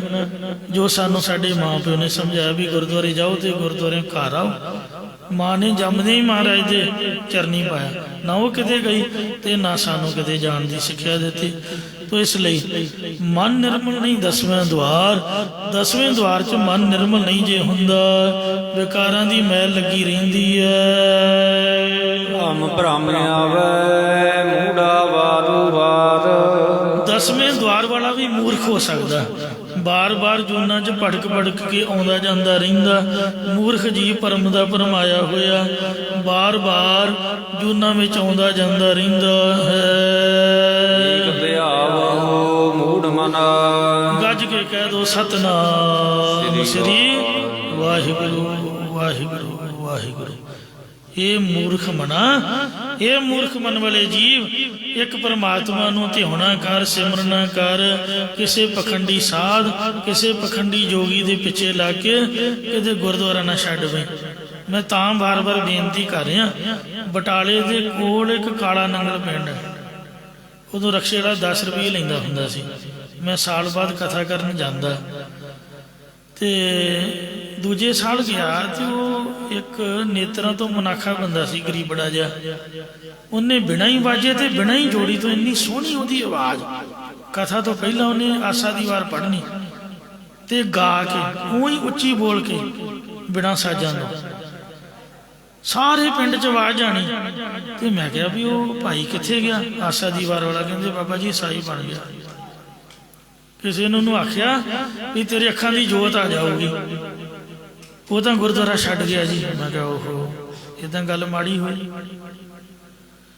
ਫਿਰ ਅਗਲੇ ਸਾਲ ਮੈਂ ਗਿਆ, ਉਹ ਫਿਰ ਆਸਾ ਦੀ ਵਾਰ ਪੜ੍ਹੇ ਤੇ ਮੈਂ ਉਹਨੂੰ ਪੁੱਛਿਆ, ਕਹਿੰਦਾ ਬਾਬਾ ਜੀ ਮੈਂ ਪਖੰਡ ਪਖੰਡੀ ਆ, ਝੂਠ ਹੀ ਬੋਲਦੇ, ਚਮਤਕਾਰ ਕੋਈ ਨਹੀਂ ਹੈ। ਤੇ ਇੱਥੇ ਇੱਕ ਨਿਹੰਗ ਸਿੰਘ ਬੈਠਦਾ, ਮੈਂ ਕਈ ਵਾਰ ਪਹਿਲਾਂ ਵੀ ਦੱਸਿਆ, ਸ਼ਾਮਾਂ ਨੂੰ ਕਿਤੇ ਵੇਖ ਲਿਓ, 4-5 ਵਜੇ ਆ ਜਾਂਦਾ ਸ਼ਾਮ ਦੀ ਕਥਾ 'ਚ ਬਹਿੰਦਾ। ਉੱਥੇ ਪਾਰਕ 'ਚ ਹੀ ਹੈ ਜਿੱਥੇ ਮੋਟਰਸਾਈਕਲਾਂ ਦੀ ਪਾਰਕ ਹੈ। ਉਹ ਮੈਨੂੰ ਤਾਂ ਯਾਦ ਹੈ, ਇੱਕ ਵਾਰ ਮੀਂਹ ਪਵੇ, ਕਥਾ ਕਰਕੇ ਮੈਂ ਉੱਠਿਆ, ਮੇਰੇ ਕੋਲ ਤਾਂ ਮੋਟਰਸਾਈਕਲ ਸੀਗਾ ਤੇ ਮੈਂ ਕਿਹਾ ਵੀ ਮੈਂ ਭੱਜ ਕੇ ਪਹੁੰਚ ਜਾਣਾ। ਤੇ ਬਾਬਾ, ਮੈਂ ਕਿਹਾ ਬਾਬਾ ਜੀ ਵੀ ਤੁਸੀਂ ਕਿੱਥੇ ਜਾਣਾ? ਕਹਿੰਦੇ ਮੈਂ ਮਾਜਰੀ 'ਚ ਜਾਣਾ, ਡੇਰਾ ਸਾਹਿਬ ਗੁਰਦੁਆਰੇ। ਮੈਂ ਕਿਹਾ ਚਲੋ ਜੀ। ਉਦੋਂ ਦਿਖਦਾ ਨਹੀਂ ਸੀ ਅੱਖਾਂ ਤੋਂ ਤੇ ਉਹਨਾਂ ਨੂੰ ਮੈਂ ਘਰ ਤੱਕ ਛੱਡ ਕੇ ਆਇਆ, ਮੈਨੂੰ ਤਾਂ ਯਾਦ ਹੈ। ਤੇ ਥੋੜੇ ਕੁ ਚਿਰ ਬਾਅਦ, ਥੋੜੇ ਕੁ ਮਹੀਨਿਆਂ ਬਾਅਦ ਮੈਂ ਵੇਖਿਆ ਤੇ ਉਹ ਚੰਗਾ ਭਲਾ ਤੁਰਿਆ ਫਿਰਿਆ। ਮੈਂ ਕਿਹਾ ਜੀ ਤੁਹਾਨੂੰ ਤਾਂ ਦਿਖਦਾ ਨਹੀਂ ਸੀਗਾ। ਕਹਿੰਦੇ ਦਿਸਣ ਲੱਗ ਪਿਆ। ਮੈਂ ਕਿਹਾ ਵੀ ਅੱਜ ਤੱਕ ਮੈਂ ਤਾਂ ਕੋਈ ਵੇਖਿਆ ਨਹੀਂ ਵੀ ਜਿਹਨੂੰ ਨਾ ਦਿਖਦਾ ਹੋਵੇ ਤੇ ਉਹਨੂੰ ਦਿਸਣ ਲੱਗ ਪਏ ਦੋਵਾਂ ਅੱਖਾਂ ਤੋਂ ਹੀ। ਵੀ ਇਹ ਕਿਵੇਂ ਵਿਧੀ ਬਣੀ? ਕਹਿੰਦੇ ਕੋਈ ਨਿਊਜ਼ੀਲੈਂਡ ਤੋਂ ਗੁਰਮੁਖ ਆਇਆ ਸੀਗਾ, 60,000 ਰੁਪਇਆ ਉਹਨੇ ਮੇਰੇ ਤੇ ਲਾ ਕੇ ਅਕਾਲ ਆਸ਼ਰਮ ਆਈਓ ਹਸਪੀਟਲ ਤੋਂ ਆਪਰੇਸ਼ਨ ਕਰਾਤਾ। ਤੇ ਉਹ ਮਹਾਰਾਜ ਨੇ, ਸ਼ਹੀਦਾਂ ਨੇ ਕਿਰਪਾ ਕੀਤੀ। ਉਹ ਅਜੇ ਵੀ ਵੇਖੋ ਬਾਣੀ 'ਚ ਹੁੰਦਾ, ਮੰਗਦਾ ਨਹੀਂ ਕਿਸੇ ਕੋਲ, ਹੈਂਡੀਕੈਪ ਹੈ ਤੇ ਨਾ ਕਿਸੇ ਨਾਲ ਬੋਲਣਾ ਨਾ ਚਾਪਦਾ, ਚੁੱਪ ਕਰਕੇ ਸਤਨਾਮ ਵਾਹਿਗੁਰੂ। ਕੋਈ ਦੇ ਦੇ ਤਾਂ ਵਾਹ ਭਲੀ, ਨਹੀਂ ਤੇ ਪ੍ਰਸ਼ਾਦਾ ਗੁਰੂ ਕਾ ਲੰਗਰ ਜਿੰਦਾਬਾਦ, ਰੋਟੀ ਖਾਣੀ ਹੈ। ਮੈਂ ਕੱਪੜੇ ਕੌਣ ਧੋਂਦਾ ਜੀ? ਕਹਿੰਦੇ ਸੁੱਖ ਨਾਲ ਨੌਵਾਂ ਧੀਆਂ ਹੈ ਜੀ, ਪਰਿਵਾਰ ਸੇਵਾ ਕਰਦਾ। ਮੈਂ ਕਿਹਾ ਚਲੋ ਚੜ੍ਹਦੀ ਕਲਾ। ਇੰਨਾ ਚਿਹਰਾ ਉਹਨਾਂ ਦਾ ਗੁਰਮੁਖਾਂ ਵਾਲਾ। ਤੋ ਗੁਰਦੁਆਰੇ ਜੇ ਮਹਾਰਾਜ ਕਿਰਪਾ ਕਰਦੇ ਤਾਂ ਵਾਹ ਭਲੀ, ਜੇ ਨਹੀਂ ਤਾਂ ਸਮਝ ਲਓ ਮਹਾਰਾਜ ਦਾ ਭਾਣਾ ਹੀ ਹੈ। ਕੋਈ ਇਸ ਤਰ੍ਹਾਂ ਹੀ ਲਿਖਿਆ ਸਾਡੇ ਕਰਮਾਂ ਦੇ ਵਿੱਚ। ਪਰ ਜੇ ਆਪਾਂ ਕਹੀਏ ਵੀ ਛੱਡ ਕੇ ਸਾਡੇ ਤੇ ਵੱਧ ਕਿਰਪਾ ਹੋਊਗੀ, ਵੀ ਮੈਨੂੰ ਤਾਂ ਅੱਜ ਤੱਕ ਕੋਈ ਮਿਲਿਆ ਨਹੀਂ, ਗੁਰੂ ਘਰ ਆਉਣ ਦੇ ਨਾਲ ਕਿਰਪਾ ਹੁੰਦੀ ਹੈ। ਇਹ ਮੇਰਿਆ ਮੂਰਖਾ ਮਨਾ, ਤੂੰ ਇੱਕ ਪਰਮਾਤਮਾ ਨੂੰ ਧਿਆਉਣਾ, ਸਿਮਰਨਾ ਕਰ। ਜੇ ਸਿਮਰਨ ਦੇ ਬਲ ਨਾਲ ਇੱਕ ਖਿਣ 'ਚ ਸੰਸਾਰ ਸਮੁੰਦਰ ਤੋਂ ਤੂੰ ਪਾਰ ਉਤਰ ਜਾਵੇਂਗਾ। ਵਿਸ਼ਰਾਮ ਦੇ ਕੇ ਫਰਮਾਉਂਦੇ ਹਨ, ਸ਼ਾਸਤਰ ਕਰਹਿ ਵਖਿਆਣ। ਸਿਮਰਤੀਆਂ ਵੀ ਇਹੀ ਗੱਲ ਕਹਿੰਦੀਆਂ, ਸ਼ਾਸਤਰ ਵੀ ਇਹੀ ਕਹਿੰਦੇ ਨੇ। ਵੇਦ ਸਿਮਰਤ ਕਥਾ ਸ਼ਾਸਤਰ, ਸੋ ਜਿਹਨੂੰ ਮਰਜ਼ੀ ਪੜ੍ਹ ਕੇ ਵੇਖ ਲਓ, ਇਹੀ ਗੱਲ ਕਹਿੰਦੇ ਹਨ। ਨਾਦੀ ਬੇਦੀ ਪੜ੍ਹੈ ਪੁਰਾਣ। ਕਈ ਵਾਜਿਆਂ ਨੂੰ ਵਜਾਉਣ ਵਾਲੇ ਜੋਗੀ, ਵੇਦਾਂ ਨੂੰ ਪੜ੍ਹਨ ਵਾਲੇ ਵੇਦ ਪਾਠੀ, ਕਈ ਪੁਰਾਣਾ ਆਦਿਕ ਨੂੰ ਪੜ੍ਹਨਾ ਕਰਦੇ, ਉਹਨਾਂ ਦਾ ਕੱਖ ਨਹੀਂ ਬਣਦਾ, ਨਾਮ ਹੀ ਜਪਣਾ ਪੈਂਦਾ ਹੈ। ਅਖੰਡ ਦ੍ਰਿਸ਼ਟ ਮਨ ਕਪਟ ਕਮਾਹੀ। ਵੇਦ ਸਿਮਰਤ ਕਥਾ ਸ਼ਾਸਤਰ ਭਗਤ ਕਰੇ ਵਿਚਾਰ, ਬਿਨ ਨਾਮ ਹਰਿ ਕੇ ਕਹੈ ਨਾਨਕ ਦਾਸ। ਸੋ ਇਉਂ ਮਹਾਰਾਜ ਕਹਿੰਦੇ ਕਈ ਪਖੰਡ ਕਰਦੇ ਨੇ, ਪਖੰਡ ਵਾਲੀ ਦ੍ਰਿਸ਼ਟੀ ਹੋਣ ਕਾਰਨ ਮਨ 'ਚ ਛਲ ਕਰਦੇ ਹਨ। ਤਿਨ ਕੈ ਰਮਈਆ ਨੇੜ ਨਾਹੀ। ਅੱਖਾਂ ਬੰਦ ਕਰਨ ਵਾਲੇ ਤੇ ਕਦੀ ਭਰੋਸਾ ਨਾ ਕਰਿਓ। ਪਰਮਾਤਮਾ ਕਦੀ ਵੀ ਇਹੋ ਜਿਹੇ ਬੰਦਿਆਂ ਦੇ ਕੋਲ ਨਹੀਂ ਹੁੰਦਾ ਹੈ। ਅੱਖਾਂ ਰੱਬ ਨੇ ਦਿੱਤੀਆਂ ਖੋਲ ਕੇ ਰੱਖੋ, ਸਭਨਾਂ ਨੂੰ ਵੇਖੋ। ਮਹਾਰਾਜ ਦਾ ਨਾਮ ਇਹ ਥੋੜ੍ਹਾ ਕਹਿੰਦਾ ਵੀ ਲਾਈਟਾਂ ਬੁਝਾ ਦਿਓ, ਅੱਖਾਂ ਬੰਦ। ਗੁਰਦੁਆਰੇ ਲਾਈਟਾਂ ਜਗਣੀਆਂ ਚਾਹੀਦੀਆਂ। ਰਹਿਰਸ ਦਾ ਟਾਈਮ ਹੁੰਦਾ, ਉੱਥੇ ਦਰਬਾਰ ਸਾਹਿਬ ਲਾਈਟ ਜਗਾਉਂਦੇ ਨੇ ਸਵੇਰੇ 4 ਵਜੇ। ਸਿਮਰਨ ਇਹ ਤਾਂ ਨਹੀਂ ਕਹਿੰਦਾ ਵੀ ਹਨੇਰੇ 'ਚ ਕਰੋ। ਵੇਖੋ ਸਾਰਿਆਂ ਨੂੰ, ਪਰ ਦ੍ਰਿਸ਼ਟੀ ਸਵੱਲੀ ਰੱਖੋ। ਜੀ ਕੋ ਐਸਾ ਸੰਜਮੀ ਹੋਏ, ਇਹ ਭਾਈ ਜੇ ਕੋਈ ਅਜਿਹਾ ਸੰਜਮ ਰੱਖਣ ਵਾਲਾ ਹੋਵੇ, ਕਿਰਿਆ ਵਸੇਖ ਪੂਜਾ ਕਰੇ, ਵਿਸ਼ੇਸ਼ ਕਰਕੇ ਨੇਤੀ ਤੋਤੀ ਕਰਮ ਕਾਂਡ ਦੀ ਕਿਰਿਆ ਵਾਲਾ ਹੋਵੇ ਤੇ ਠਾਕੁਰਾਂ ਦੀ ਪੂਜਾ ਕਰਦਾ ਹੋਵੇ। ਅੰਤਰ ਲੋਭ ਮਨ ਵਿਖਿਆ ਮਾਹੀ, ਪਰ ਜੇਕਰ ਉਹਦੇ ਹਿਰਦੇ 'ਚ ਪਦਾਰਥਾਂ ਨੂੰ ਇਕੱਤਰ ਕਰਨ ਦਾ ਲੋਭ ਹੈ ਤੇ ਮਨ ਵਿਸ਼ਿਆ ਮਾਇਆ 'ਚ ਲੱਗਾ ਹੋਇਆ ਹੈ, ਹੋਏ ਨਿਰੰਜਨ ਕੈਸੇ ਪਾਹੀ। ਦੱਸੋ ਉਹ ਮਨੁੱਖ ਸ਼ੁੱਧ ਸਰੂਪ ਪਰਮਾਤਮਾ ਨੂੰ ਕਿੰਜ ਪਾ ਸਕਦਾ? ਮਤਲਬ ਨਹੀਂ ਪਾ ਸਕਦਾ। ਤਾ ਹੋਆ ਕਰੇ ਕਿਆ ਹੋਏ, ਇਹ ਪ੍ਰਭੂ ਦਾ ਪੈਦਾ ਕੀਤਾ ਹੋਇਆ ਜੀਵ ਹੰਕਾਰ ਨਾਲ ਕੁਝ ਕਰੇ ਤਾਂ ਉਹਦਾ ਕੀਤਾ ਹੋਇਆ ਕੀ ਹੋ ਸਕਦਾ? ਮਤਲਬ ਬੰਦੇ ਦੇ ਕੀਤਿਆਂ ਕੁਝ ਨਹੀਂ ਹੁੰਦਾ। ਜਿਸਨੂੰ ਆਪ ਚਲਾਈ ਸੋਈ, ਪਰ ਜਿਸ ਮਨੁੱਖ ਨੂੰ ਪਰਮਾਤਮਾ ਆਪ ਆਪਣੇ ਵੱਲ ਜਾਂ ਗੁਰਾਂ ਦੀ ਸ਼ਰਨ ਵੱਲ ਚਲਾਉਂਦਾ, ਉਹੀ ਉਸ ਵੱਲ ਚੱਲਦਾ ਹੈ। ਨਦਰ ਕਰੇ ਤਾਂ ਭਰਮ ਚੁਕਾਏ, ਇਹ ਭਾਈ ਜੇਕਰ ਉਹ ਪ੍ਰਭੂ ਆਪਣੀ ਕਿਰਪਾ ਦ੍ਰਿਸ਼ਟੀ ਕਰ ਦੇਵੇ ਤਾਂ ਇਸ ਜੀਵ ਦੇ ਅੰਦਰੋਂ ਭਰਮ ਨੂੰ ਚੁੱਕ ਦਿੰਦਾ, ਨਾਸ਼ ਕਰ ਦਿੰਦਾ।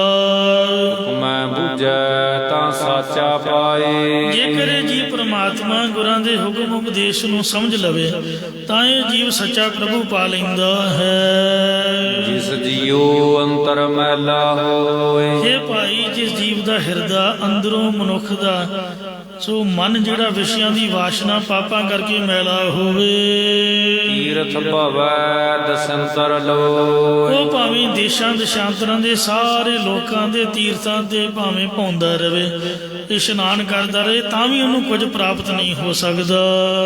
ਨਾਨਕ ਮਿਲਿਐ ਸਤਿਗੁਰ ਸੰਗ, ਤੇ ਪਰ ਜੇ ਤੁਹਾਡਾ ਮਨ ਸ਼ੁੱਧ ਹੈ, ਤੁਸੀਂ ਆਪਦੇ ਪਿੰਡ ਵਾਲੇ ਗੁਰਦੁਆਰੇ ਹੋ, ਜਿਸ ਤਰ੍ਹਾਂ ਧੰਨੇ ਨੇ ਖੂਹ ਤੇ ਬੈਠੇ ਰੱਬ ਪਾ ਲਿਆ ਸੀ, ਕਿਤੇ ਗਿਆ ਹੀ ਨਹੀਂ।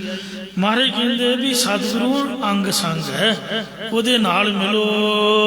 ਆਓ ਭਵ ਜਲ ਕੇ ਟੂਟ ਸੰਬੰਧ, ਅੰਮ੍ਰਿਤ ਛਕੋ, ਬਾਣੀ ਦੇ ਨਿਤਨੇਮੀ ਹੋਵੋ, ਕਥਾ ਕੀਰਤਨ 'ਚ ਜੁੜੋ, ਗੁਰਦੁਆਰੇ ਦੀ ਸੇਵਾ ਕਰੋ, ਤਾਂ ਹੀ ਤੁਸੀਂ ਸੰਸਾਰ ਦੇ ਸਮੁੰਦਰ ਵਿੱਚੋਂ ਜਮਨ ਮਨ ਰੂਪੀ ਜਿਹੜਾ ਬੰਧਨ ਹੈ ਇਹਦੇ ਤੋਂ ਬਚ ਜਾਓਗੇ। ਜਮਨ ਮਨ ਦੇ ਬੰਧਨ ਤੁਹਾਡੇ ਟੁੱਟ ਜਾਣਗੇ, ਇਹ ਤੋਂ ਸੌਖਾ ਹੀ ਤਰ ਸਕੋਗੇ। ਭੁੱਲਾਂ ਚੁੱਕਾ ਖਿਮਾ ਕਰੋ ਜੀ, ਅੱਗੇ ਦੋ ਸਮਤ ਬਖਸ਼ੋ। ਜਿਸ ਜੀਉ ਅੰਤਰ ਮੈਲਾ ਹੋਏ, ਤੀਰਥ ਭਵੈ ਦਿਸੰਤਰ ਲੋਏ, ਨਾਨਕ ਮਿਲਿਐ ਸਤਿਗੁਰ ਸੰਗ, ਤਉ ਭਾਵ ਜਲ ਕੇ ਟੂਟ ਸੰਬੰਧ। ਵਾਹਿਗੁਰੂ ਜੀ ਕਾ ਖਾਲਸਾ, ਵਾਹਿਗੁਰੂ ਜੀ ਕੀ ਫਤਿਹ। ਰਾਮ ਕਲੀ ਮਹੱਲਾ ਤੀਜਾ। ਆਨੰਦ ਕੋ ਓੰਕਾਰ ਸਤਿਗੁਰ ਪ੍ਰਸਾਦ। ਆਨੰਦ ਭਇਆ ਮੇਰੀ ਮਾਈ, ਸਤਿਗੁਰੂ ਮੈਂ ਪਾਇਆ, ਸਤਿਗੁਰੂ ਤਾਂ ਪਾਇਆ। ਸਹਿਜ ਸੇਤੀ ਮਨ ਵਜੀਆਂ ਵਾਧਾਈਆਂ, ਰਾਗ ਰਤਨ ਪਰਵਾਰ ਭਰੀਆਂ ਸਭ